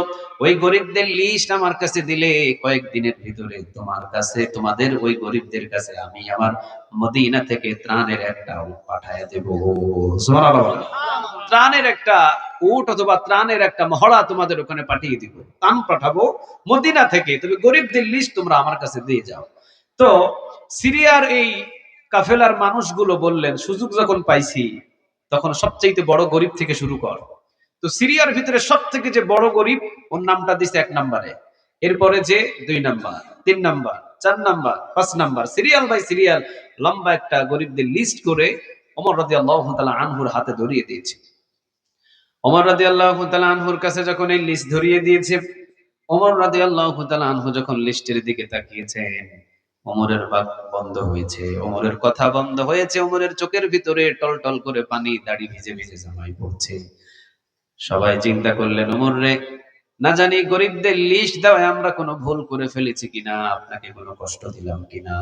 ওমর রাদিয়াল্লাহু তাআলা আনহু বলছেন, কষ্ট তোমরা আমাকে দাও নাই, কিন্তু লিস্ট দেখার পরে আমি ওমরের চোখের পানি ধরে রাখতে পারি না। আল্লাহু আকবার। আল্লাহু আকবার। কি দেখলেন ওই লিস্টের ভিতরে? কি আছে ওই লিস্টে যে ওমর লিস্ট দেখার সাথে সাথে কেঁদে দিলেন? কি আছে এমন দৃশ্য এই লিস্টে? ওমর রাদিয়াল্লাহু তাআলা আনহু লিস্টের প্রথম নাম্বার নাম যখন পড়লেন, লেখা আছে ওমর আমিরুল মুমিনিন। সিরিয়ার ভিতরে সব থেকে যিনি প্রথম নাম্বার বেশি গরিব, তার নামটা আমরা 1 নম্বরে লিখে দিলাম। ও আমিরুল মুমিনিন, 1 নম্বরে যার নাম লিখে দিলাম, উনি হলো আমাদের সিরিয়ার ভিতরে সবচাইতে বড় গরিব মানুষ। ওমর দেখলেন 1 নম্বরে যার নাম লেখা আছে তিনি হলেন সিরিয়ার গভর্নর হযরত সাঈদ ইবনে আমির আল জুমাহির নাম। আল্লাহু আল্লাহু আকবার। আকবার। হযরত সাঈদ ইবনে আমির আল জুমাহির নামটা 1 নম্বরে উঠে গেছে। ওমর রাদিয়াল্লাহু তাআলা আনহু তাকিয়ে দেখে 5 বছর আগে যাকে আমি সিরিয়ার গভর্নর করে পাঠাইছিলাম পরীক্ষা করার জন্য, যে ওমরকে সাবধানতা দিয়েছিল মসজিদে নববীতে বসে, ও ওমর রাষ্ট্র পরিচালনা করো, সাবধানভাবে রাষ্ট্র পরিচালনা করবা, আমি ওমর তাকে পরীক্ষা করার জন্য সিরিয়ার সবচেয়ে ধনাঢ্য এরিয়া, ব্যবসায়িক বাণিজ্য এরিয়ার গভর্নর করে পাঠিয়েছি। আমি তো মনে করছি 5 বছরে সে মালামাল হয়ে গেছে, 5 বছরে সে গাড়ি বানিয়েছে, বাড়ি বানিয়েছে, টাকা বানিয়েছে, পয়সা বানিয়েছে, কিন্তু 5 বছর পরে সে সিরিয়ার মানুষদের কাছ থেকে দেখলাম সিরিয়ার ভিতরে সব থেকে গরিবদের ভিতরে 1 নম্বর গরিব হয়েছে। চিৎকার দিয়ে বলেন আল্লাহু আকবার। আল্লাহু আকবার। হযরত ওমর রাদিয়াল্লাহু তাআলা আনহু 1 নম্বরে যখন গরিবের লিস্টের ভিতরে 1 নম্বরে সিরিয়ার গভর্নরের নাম, ওমর রাদিয়াল্লাহু তাআলা আনহু তখন সাথে সাথে তার রাষ্ট্রদূতকে ডাক দিয়ে 1000 স্বর্ণ মুদ্রা উপস্থিত হযরত সাঈদ ইবনে আমির আল জুমাহি রাদিয়াল্লাহু তাআলা আনহুর জন্য হাদিয়া পাঠিয়ে দিয়েছে। সুবহানাল্লাহ। কত হাজার? কথা বলেন না কেন, কত হাজার? 1000 স্বর্ণ মুদ্রা পাঠিয়ে দিয়েছে। ওই সময় একটা স্বর্ণ মুদ্রা 1.5 ভরি ওজন, 3.5 ভরি ওজন ছিল। উমরের জমানায় যে একটা মুদ্রা ছিল স্বর্ণের, এটা হলো 3.5 ভরি ওজন। তাহলে একটা যদি 3.5 ভরি হয়, 1000 মানে 3500 ভরি স্বর্ণ, কত কোটি টাকার সম্পদ হযরত সাঈদ ইবনে আমিরের জন্য ওমর পাঠিয়েছে। চিৎকার দিয়ে পড়েন আল্লাহু আকবার। আল্লাহু আকবার। ওমর রাদিয়াল্লাহু তাআলা আনহু রাষ্ট্রদূতকে বলতেছেন, যাও তাড়াতাড়ি করে এই সম্পদগুলো আমার হযরত সাঈদ ইবনে আমির আল জুমাহি রাদিয়াল্লাহু তাআলা আনহুর কাছে দিয়ে আসো, কারণ উনি হলেন সিরিয়ার সবচেয়ে বড় গরিব, ওনাকে আমি মোটা অঙ্কের একটা হাদিয়া দিতে চাই। রাষ্ট্রদূত হযরত সাঈদ ইবনে আমির আল জুমাহি রাদিয়াল্লাহু তাআলা আনহুর কাছে গিয়ে দরজায় টোকা দিয়ে বাহির থেকে বললেন, ওমরের পক্ষ থেকে এসেছি, মদিনার রাষ্ট্রদূত, আপনার জন্য ওমরের পক্ষে একটু হাদিয়া নিয়ে এসেছি, হাদিয়াটা গ্রহণ করেন। ওমর রাদিয়াল্লাহু তাআলা আনহুর কথা শুনে হযরত সাঈদ ইবনে আমের আল জুমাহি রাদিয়াল্লাহু তাআলা আনহু তাড়াতাড়ি করে দরজা খুলে দেখলেন বস্তা একটা আছে অথবা থলে একটা আছে, থলে নিয়ে প্রবেশ করলেন রাষ্ট্রদূত ভিতরে। হযরত সাঈদ ইবনে আমের আল জুমাহি জিজ্ঞাসা করলেন, এই বস্তার ভিতরে কি? রাষ্ট্রদূত বললেন, ওমর রে, রাষ্ট্রদূত বললেন, সাঈদ রে, এই যে ওমরের পক্ষ থেকে বার্তাবাহক। দেখলেন যে সালাম দিয়েছেন ওমর রাদিয়াল্লাহু তাআলা আনহুর পক্ষ থেকে, অল্প একটু হাদিয়া, হাদিয়াগুলো সাঈদ তুমি ওমরের পক্ষ থেকে গ্রহণ করে নাও, এটা ওমর তোমার জন্য পাঠিয়েছে। হযরত সাঈদ ইবনে আমের বললেন, হয়তো সাধারণ কোনো পোশাক হবে অথবা কিছু হবে। বস্তার মুখ খোলার পরে ইন্না লিল্লাহ পড়ে পিছনে ফিট লেগে পড়ে গেছে। কি পড়ছে? কিন্তু ফিট লাগার আগে কি পড়ছে? সবাই বলে না কি পড়ছে? আমরা হলে পড়তাম আলহামদুলিল্লাহ, ঠিক না বেঠিক? ঠিক। আমরা হলে কি পড়তাম? আর একটু জোরে বলেন, জোরে বলেন, কি পড়তাম? আমরা হলে পড়তাম আলহামদুলিল্লাহ। হযরত সাঈদ ইবনে আমের আল জুমাহি রাদিয়াল্লাহু তাআলা আনহু তিনি ইন্না লিল্লাহ পড়ার পরে পিছনের দিকে পড়ে গেছে, ফিট লেগে গেছে। বিবি ওই পাশে থেকে চিৎকার দিয়েছে, হায় হায়, আমার সাঈদের কি হয়েছে? এবার পিছন থেকে বিবি জিজ্ঞাসা করে হযরত সাঈদ ইবনে আমের আল জুমাহিকে, প্রাণের স্বামী, কি এমন খবর এসেছে? ওমর রাদিয়াল্লাহু তাআলা আনহু কি ইন্তেকাল করছে? হযরত সাঈদ ইবনে আমের বলে, না না, ওমরের ইন্তেকাল থেকে আরো ভয়ানক কিছু ঘটে গেছে। চিন্তা করে দেখেন, ওমরের মৃত্যু থেকে আরো ভয়ানক কিছু ঘটে গেছে। আবার জিজ্ঞাসা করলেন, তাহলে কি কোন যুদ্ধের ময়দানে অসংখ্য সাহাবীরা শহীদ হয়ে গেছে? হযরত সাঈদ ইবনে আমের আল জুমাহি বললেন, না, অসংখ্য সাহাবীদের শহীদ হওয়ার চাইতে এর চাইতে বড় ঘটনা আমার ঘরে ঘটে গেছে। বিবি বলে, কি হয়েছে হযরত সাঈদ ইবনে আমের? হযরত সাঈদ ইবনে আমের বলে, দেখো আমার ঘরের ভিতরে ওমর দুনিয়া ঢুকাইয়া ফেলেছে, দুনিয়া। আল্লাহু আকবার। কি ঢুকাইয়া দিছে? দুনিয়া। সবাই তো বলে না, কি ঢুকাইয়া দিছে? দুনিয়া। আমার ঘরে ওমর দুনিয়া ঢুকিয়ে দিয়েছে, এই দুনিয়া তো আমি ঘরের ভিতরে রাখতে চাই না। রাষ্ট্রদূত বসে থাকবে, বিবি তাড়াতাড়ি তুমি আমার কাছে আসো। আর এই 1000 স্বর্ণ মুদ্রা সমস্ত রাষ্ট্রদূত বসে থাকা অবস্থায় এই সিরিয়ার ভিতরে সমস্ত গরিবদের কাছে 1000 স্বর্ণ মুদ্রা দান করে দাও। সুবহানাল্লাহ। রাষ্ট্রদূত বসা, ওমরের রাষ্ট্রদূত বসা, বিবির হাতে 1000 স্বর্ণ মুদ্রা দিয়ে বাহির করে দিলেন, বিলিয়ে দাও। সিরিয়ার সব গরিবদের মাঝে 1000 স্বর্ণ বিলিয়ে দিয়ে যতক্ষণ না বিবি ঘরে ফিরেছে ততক্ষণ ওমরের রাষ্ট্রদূতকে ঘর থেকে বাহির হতে দেন নাই। চিৎকার দিয়ে বলেন আল্লাহু আকবার। আল্লাহু আকবার। ওমর রাদিয়াল্লাহু তাআলা আনহুর রাষ্ট্রদূতকে লাস্ট বলে দিয়েছেন, এমন কোন হাদিয়া যেন আমিরুল মুমিনিন ওমর আমার জন্য না পাঠায়। সুবহানাল্লাহ বলে। 1000 স্বর্ণ মুদ্রা বিলিয়ে দিলেন, চলে গেলেন ওমর রাদিয়াল্লাহু তাআলা আনহুর রাষ্ট্রদূত। ওমর রাদিয়াল্লাহু তাআলা আনহু জিজ্ঞাসা করলেন, 1000 স্বর্ণ মুদ্রা পেয়ে আমার সাঈদ কি খুশি হয়েছে? রাষ্ট্রদূত কয়, খুশি? শুধু খুশি না, ইন্না লিল্লাহ পড়ে পিছনে ফিট লেগে পড়ে গেছে। কি কও? ইন্না লিল্লাহ পড়েছে, শুধু ইন্না লিল্লাহ নয়, আমাকে উপস্থিত বসা রেখে 1000 স্বর্ণ মুদ্রা তার বিবির মাধ্যমে সব বিলিয়ে দিয়েছে। সুবহানাল্লাহ। একটাও রাখে নাই, একটাও রাখে নাই। ওমর রাদিয়াল্লাহু তাআলা আনহু আবার অবাক হয়ে গেলেন। ওমর বললেন, এবার খবর দাও, আমি সিরিয়াতে আসতেছি। সুবহানাল্লাহ বলেন। আমিরুল মুমিনিন হযরত ওমর রাদিয়াল্লাহু তাআলা আনহু এবার সিরিয়ার দিকে রওনা দিবেন। আপনারা বলেন, কাবা ঘরের ইমাম যদি আপনাদের এই যশোর এলাকায় আসে, মানুষ জমায়েত কম হবে না বেশি হবে?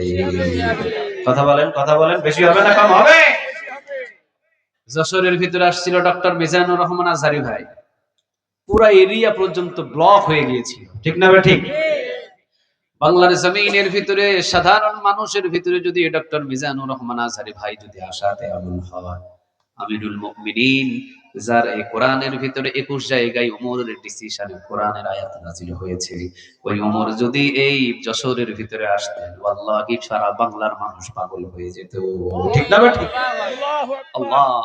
রাসূল বলেছেন, লাউ কানা নাবিয়্যুম মিন বা'দি লাউ কানা উমার, আমার পরে কোন নবী নাই, কোন রাসূল নাই, যদি নবী হতেন ওমর রে নবী বানায়া দিতেন। তিনি কে? ওমর রাদিয়াল্লাহু তাআলা আনহু এমন মানুষ ছিলেন, ঘরের ভিতরে ঘুমিয়ে থাকতেন সাহাবীরা, আর ওমর রাদিয়াল্লাহু তাআলা আনহু ওই সাহাবীরা কি স্বপ্ন দেখতেন ওমর ঘরের ভিতর থেকে টের পেয়ে যেতেন। সুবহানাল্লাহ। সুবহানাল্লাহ। আমিরুল মুমিনিন ওমর সাধারণ কোনো মানুষ নয়। হযরত আলী রাদিয়াল্লাহু তাআলা আনহু রাতের বেলা ঘুমিয়ে আছে। কথা বুঝতেছেন আমার? আলী রাদিয়াল্লাহু তাআলা আনহু রাতের বেলা ঘুমিয়ে আছেন। মধ্যরাতের ভিতরে রাসূল আলীর ঘরের ভিতরে ঢুকছে। ঢোকার পরে রাসূল হাঁটতেছে। রাসূল তো তখন বারজাখের জগতে, কবরের জগতে। ওমরের খলিফার সময়। ওমর তখন রাষ্ট্রপ্রধান। রাসূল ঘরের ভিতরে এসেছেন। আলী রাদিয়াল্লাহু তাআলা আনহু জিজ্ঞাসা করছেন, রাসূলুল্লাহ আপনি আমার ঘরের ভিতরে কি জন্য এসেছেন? রাসূল আপনার কোনো কি প্রয়োজন আছে নাকি আপনি আমারে বলেন, অর্ডার করেন আমি পূরণ করে দিই। রাসূল বলতেছেন, না আলী, আমি কিছু নিতে আসি নাই। আমি তোমার সাথে সাক্ষাৎ করতে এসেছি। হা করো। কি করো? কথা কয় না। কি করো? হা করো। আপনারা বুঝতেছেন না আমার কথা? কোরআনের ময়দানে যদি কোরআনের কথার সাথে কথোপকথন না করেন, হযরত রাসূল সাল্লাল্লাহু আলাইহি ওয়াসাল্লাম উনি বলেছেন ওই মানুষগুলোর জবানটা কবরের ভিতরে স্টপ হয়ে থাকবে, বন্ধ হয়ে থাকবে। মার রাব্বুকা বলবে হাব, ওয়া মা দীনুকা বলবে হাব, মান হাযা রাজুলুল্লাযী বুইসা ফীকুম বলবে হাব। আর যে কোরআনের সাথে কথা বলেছে দুনিয়ায় মার রব্বুকা বলবে, মার রব্বুকা বলার আগেই বলবে আজীবন তো আমি রবের জন্য কুরবান দিয়েছি। চিৎকার দিয়ে বলেন আল্লাহু আকবার। আল্লাহু আকবার। জবানগুলো তো খুলতে হবে, কোরআনের সাথেই তো জবান খুলতে হবে। কোরআনের ময়দানে যখন জবান খুলবেন তো আখিরাতে জবানটা খোলা রাখবেন। আওয়াজ দিয়ে বলেন তিনি কে? কোরআনের ময়দানে জবান খুলবেন তো কবরের ভিতরে অটোমেটিক জবান খুলে দিবেন। আওয়াজ দিয়ে বলেন তো তিনি কে? আল্লাহ। আমাদের চাইতে আবু জেহেল আরবি বেশি বুঝতো না কম বুঝতো? বেশি বুঝতো। কথা বলে না। বেশি বুঝতো। আবু জেহেল আমাদের চাইতে আরবি বেশি বুঝতো না কম বুঝতো? বেশি বুঝতো। বেশি বুঝতো। কিন্তু আবু জেহেল কি কবরের ভিতরে মার রব্বুকার উত্তর দিতে পারছে? না। পারে নাই। কারণ আবু বকরের একদিনের সম্পর্ক কোরআনের সাথে হয় নাই। ঠিক না ভাই? ঠিক। ঠিক। ওমা দীনুকা, এই আবু জেহেলের উত্তর জানা ছিল যে ওমা দীনুকার উত্তর কি, কারণ ওর চাইতে আরবি ভাষা বাংলাদেশের ভিতরে কেউ জানে না। ওর জানা ছিল মান হাযা রাজুলুল্লাযী বুইসা ফীকুম, এটা আরবি দিয়ে উত্তর কিভাবে দিতে হবে আবু জেহেলের চাইতে বেশি কেউ জানতো না এই বাংলাদেশের ভিতরে। কিন্তু উনি উত্তর দিতে পারে নাই, কারণ উনি কোরআনের সাথে কোনোদিন কথাই বলে নাই। ঠিক না ভাই? ঠিক। তা আপনিও যদি কোরআনের সাথে কথা না বলেন, আপনার জবানটারেও বন্ধ করে দিতে পারেন। আওয়াজ দিয়ে বলেন তিনি কে? হযরত আলী রাদিয়াল্লাহু তাআলা আনহু রাসূলকে বলছেন, রাসূল স্বপ্নে জগতে এসেছেন আলীর ঘরে। আলী রাদিয়াল্লাহু তাআলা আনহু তিনি বলছেন, নবী কোনো কাজ আছে নাকি আপনি আমারে বলেন আমি করে ফেলে দিই। রাসূল বললেন, না আলী, আমি তোমার ঘরের ভিতরে তেমন কোনো কাজ করতে আসি নাই। তবে আলী রে, তোমাকে আমি একটা হাদিয়া দিব, তুমি হা করো। আলী রাদিয়াল্লাহু তাআলা আনহু হা করলেন। রাসূল পকেটের ভিতর থেকে একটা খুরমা খেজুর আলীর মুখে ঢুকাইয়া দিলেন। সুবহানাল্লাহ। কয়টা খুরমা খেজুর? কথা বলেন কয়টা? একটা দিলেন। একটা খুরমা খেজুর আলীর মুখে ঢুকাইয়া দিলেন। আলী রাদিয়াল্লাহু তাআলা আনহু ফজরের নামাজের আগ মুহূর্তে যখন ঘুম থেকে উঠেছেন, আলী রাদিয়াল্লাহু তাআলা আনহু দেখেন রাসূলের স্বপ্নে দেওয়া সেই খেজুরের আটি এখনো মুখের ভিতরে আছে। আটিটা বাহির করে নিয়ে আলী রাদিয়াল্লাহু তাআলা আনহু রেখে দিয়ে মারছে মসজিদে দৌড়। মসজিদে ওমরের ইমামতিতে নামাজ চলছে। ওমর রাদিয়াল্লাহু তাআলা আনহু নামাজ শুরু করে দিয়েছেন। আল্লাহু আকবার, নামাজ শুরু। আলহামদুলিল্লাহি রাব্বিল আলামিন আর রহমানির রহিম মালিকি ইয়াউমিদ্দিন। শুরু হয়েছে নামাজ। রুকু সিজদা সব শেষ। মসজিদের বাহির থেকে একজন বৃদ্ধা মহিলা বলেন অথবা পুরুষ বলেন এক ঝুড়ি খেজুর এনে বলতেছেন, নতুন গাছের খেজুর, এই খেজুরটা মসজিদের সমস্ত ফজর নামাজের মুসল্লিদের হাতে হাতে বিলিয়ে দেন। সুবহানাল্লাহ। ওই সময় মসজিদে নববীতে ফজর নামাজের পরে মানুষ হাদিয়া আনতেন। আর আমাদের বাংলাদেশের নিয়ম হয়ে গেছে জুমার দিনে মসজিদে হাদিয়া দেওয়া। ঠিক না ভাই? ঠিক। একটা নিয়ম হয়েছে জুমার দিনে হাদিয়া দিতে হবে। ফজর নামাজের পরে যদি হাদিয়া দেন, এলাকার সবচেয়ে ফজর নামাজে যারা মুসল্লি ওদেরকে হাদিয়া খাওয়ালে ওই হাদিয়াতে বরকত বেশি দিবেন। আওয়াজ দিয়ে বলেন তিনি কে? কিন্তু জুমার নামাজে দিলে বহু জুমার নামাজি আছে খালি সপ্তাহে একদিন পড়ে। কথা বলেন না কেন? কয়দিন পড়ে? একদিন পড়ে। আর রাসূলের জামানায় ফজর নামাজের সময় হাদিয়া দিতেন, কারণ ফজর নামাজের মুসল্লিরে খাওয়ানো মানে মনে হয় যে এদের মতো ইমানদার ব্যক্তি এলাকায় একটা মনে হয়। চিৎকার দিয়ে বলেন ঠিক না ঠিক? ফজর নামাজ কি সবাই জামাতে পড়তে পারে? কথা বলেন না কেন? পড়তে পারে? আর যারা পড়ে তারা পাক্কা ইমামদার। চিৎকার দিয়ে পড়েন আল্লাহু আকবার। আমার এক মুসল্লি উনি বলল, হুজুর আমার মেয়ের বিবাহ দিব, একটা পাত্র খুঁজে দেন, ভালো যদি পাত্র পান। আমি বললাম, আপনার এই মসজিদের ফজর নামাজের যে যুবকটা আছে, নামাজ পড়ে 5 ওয়াক্ত, ওর সাথে বিয়ে দিয়ে দেন। আমি বললাম যে এই যে যুবকটা 5 ওয়াক্ত ফজরে জামাতে এসে নামাজ পড়ে, ওর সাথে বিয়ে দিয়ে দেন। তো উনি বললেন যে হুজুর এমন যুবক যদি এই সমাজে না পাই, তাহলে পাশের সমাজে দেখেন। পাশের সমাজে দেখেন, অন্য নামাজে জামাই খুঁজতে হবে না, ফজর নামাজে অবিবাহিত ছেলেটা জামাতে পড়ে, ওর সাথে মেয়েকে বিবাহ দিয়ে দেন। অন্তত হারাম কোনো খাবার না খাওয়াবে না, হালাল খাবার খাইয়ে আপনার মেয়েকে জান্নাতি করে জান্নাতে নিয়ে যাবে। চিৎকার দিয়ে বলার ঠিক না বেঠিক? ফজর নামাজে জামাই খুঁজে। তো ওই জামানার ভিতরে ওমর রাদিয়াল্লাহু তাআলা আনহু ইমামতি করছেন ফজর নামাজে। তো জামাত শেষ, নামাজ শেষ, বাহির থেকে একজন বলছেন, আমিরুল মুমিনিন ওমর, আমার নতুন গাছের খেজুর, এই খেজুরটা আপনি মসজিদের মুসল্লিদেরকে বিলিয়ে দেন। ওমর রাদিয়াল্লাহু তাআলা আনহু চিন্তা করে দেখেন, আমিরুল মুমিনিন ওমর রাদিয়াল্লাহু তাআলা আনহু উনি খেজুরের ঝুড়িটা হাতে নিলেন। একজন করে সাহাবী যায় গেটের দিকে, প্রতিটা সাহাবীদেরকে এক মুঠ করে দিয়ে দিচ্ছেন, সবাইকে এক মুঠ করে দিচ্ছেন, এক মুঠ করে সবাইকে দেয়, ধরো নাও, তুমি নাও, নাও। হযরত আলী রাদিয়াল্লাহু তাআলা আনহু যখন এসেছে, আলী রাদিয়াল্লাহু তাআলা আনহুকে এখন আর মুঠ করে দেয় না। রাসূল বললেন, আলী তুমি হা করো। আলী রাদিয়াল্লাহু তাআলা আনহু হা করলেন। ঝুড়ির ভিতর থেকে একটা খেজুর নিয়ে আলীর মুখের ভিতরে ওমর ঢুকিয়ে দিলেন। সুবহানাল্লাহ। আলী রাদিয়াল্লাহু তাআলা আনহু উনি বললেন, ওমর সবাইরা আপনি এক মুষ্টি করে খেজুর দিলেন, আর আপনি আমাকে একটা খেজুর মুখের ভিতরে ঢুকাই দিলেন, কেন আমি কি আর খেজুর পাবো না?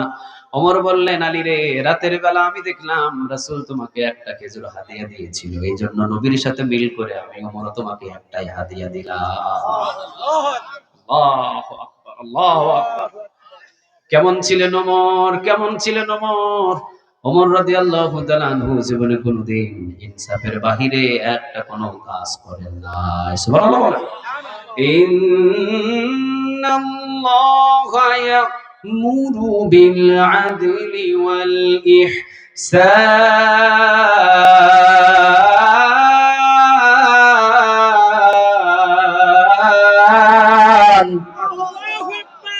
আল্লাহ রাব্বুল আলামিন যেহেতু বলেছেন ইন্না মানে নিশ্চয়ই, আল্লাহ মানে আল্লাহ, ইয়ামুরু মানে আদেশ দিচ্ছেন, বিল আদল ইনসাফ বলা হয়ে যাও, কার কথা?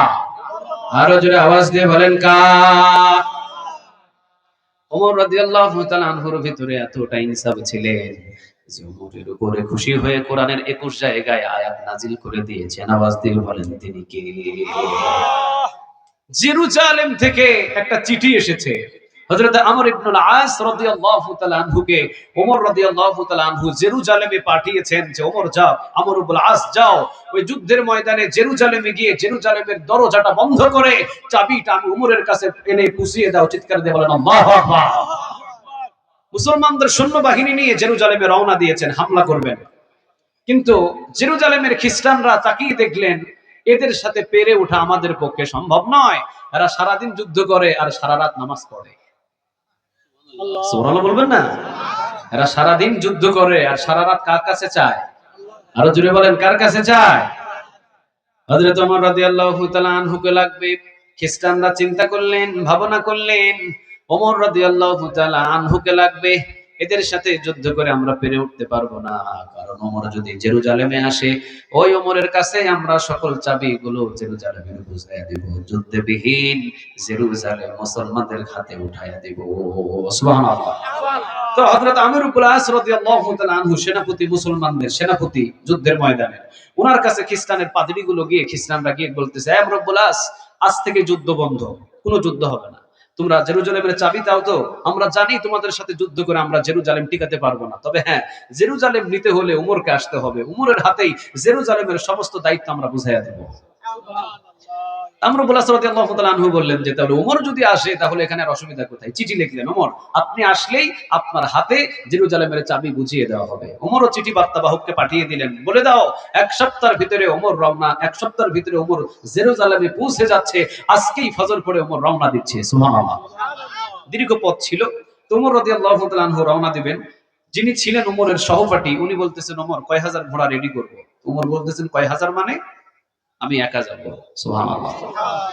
সাহাবীরা বললেন, ওমর আপনাকে রাস্তার প্রতিমধ্যে আঘাত করতে পারে, আপনার উপরে বিপদ আসতে পারে। ওমর রাদিয়াল্লাহু তাআলা আনহু তিনি বললেন, কে বিপদ আনবে আর কে বিপদ আমার ঘটাবে? আমার সাথে একজন আছে, আওয়াজ দিয়ে বলেন তিনি কে?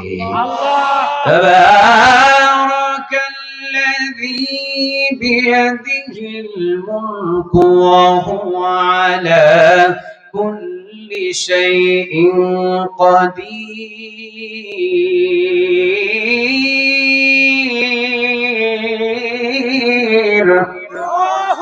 ওয়া হুয়া আলা কুল্লি শাইইন কাদির। বরকতময় আল্লাহ, যার হাতে মানে রাজত্ব, রাজত্বগুলো কার? আমি ওমর তো আল্লাহর রাজত্বের ভিতরে থাকবো, তা আমি ওমরকে কে কি করবে? যে যাই করুক না কেন আমার সাথে আছেন একজন, আওয়াজ দিয়ে বলেন তিনি কে? ওমর বললেন, কাউকে লাগবে না, আমি একাই রওনা দেব, শুধু উটের রশি টানার জন্য একটা চাকর দাও। কি দাও? কথা বলে না, কি দাও? চাকর দাও। তো ওমর রাদিয়াল্লাহু তাআলা আনহু উটের রশি ধরার জন্য একটা চাকরকে দেওয়া হলো। চাকর সারাদিন রশি টানলেন।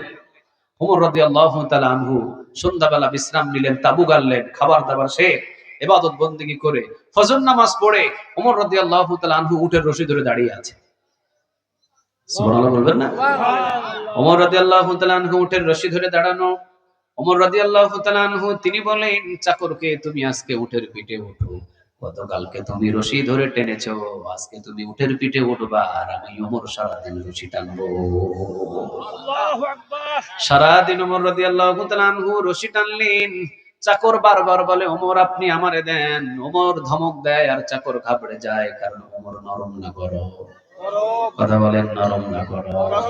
রাসূল বলেছেন, আরহামু উম্মতি বি উম্মতি আবু বকর, আমার উম্মতের ভিতরে নরম প্রকৃতির সাহাবী হলেন আবু বকর। সুবহানাল্লাহ বলেন। ওয়া আশাদ্দুকুম ফি আমরিল্লাহি উমর, আর আরেকজন গরম আছে, উনি হলেন ওমর। নরম আর গরমের সমন্বয়ে কালেমার পতাকা পথ করে উড়িয়ে দিয়েছেন তিনি কে? আমরা শুধু নরম হলে চলবে না, মাঝে মাঝে ওমরের মতো গরম হওয়ার দরকার আছে না? না, লিল্লাহি তাকবীর, লিল্লাহি তাকবীর, নারে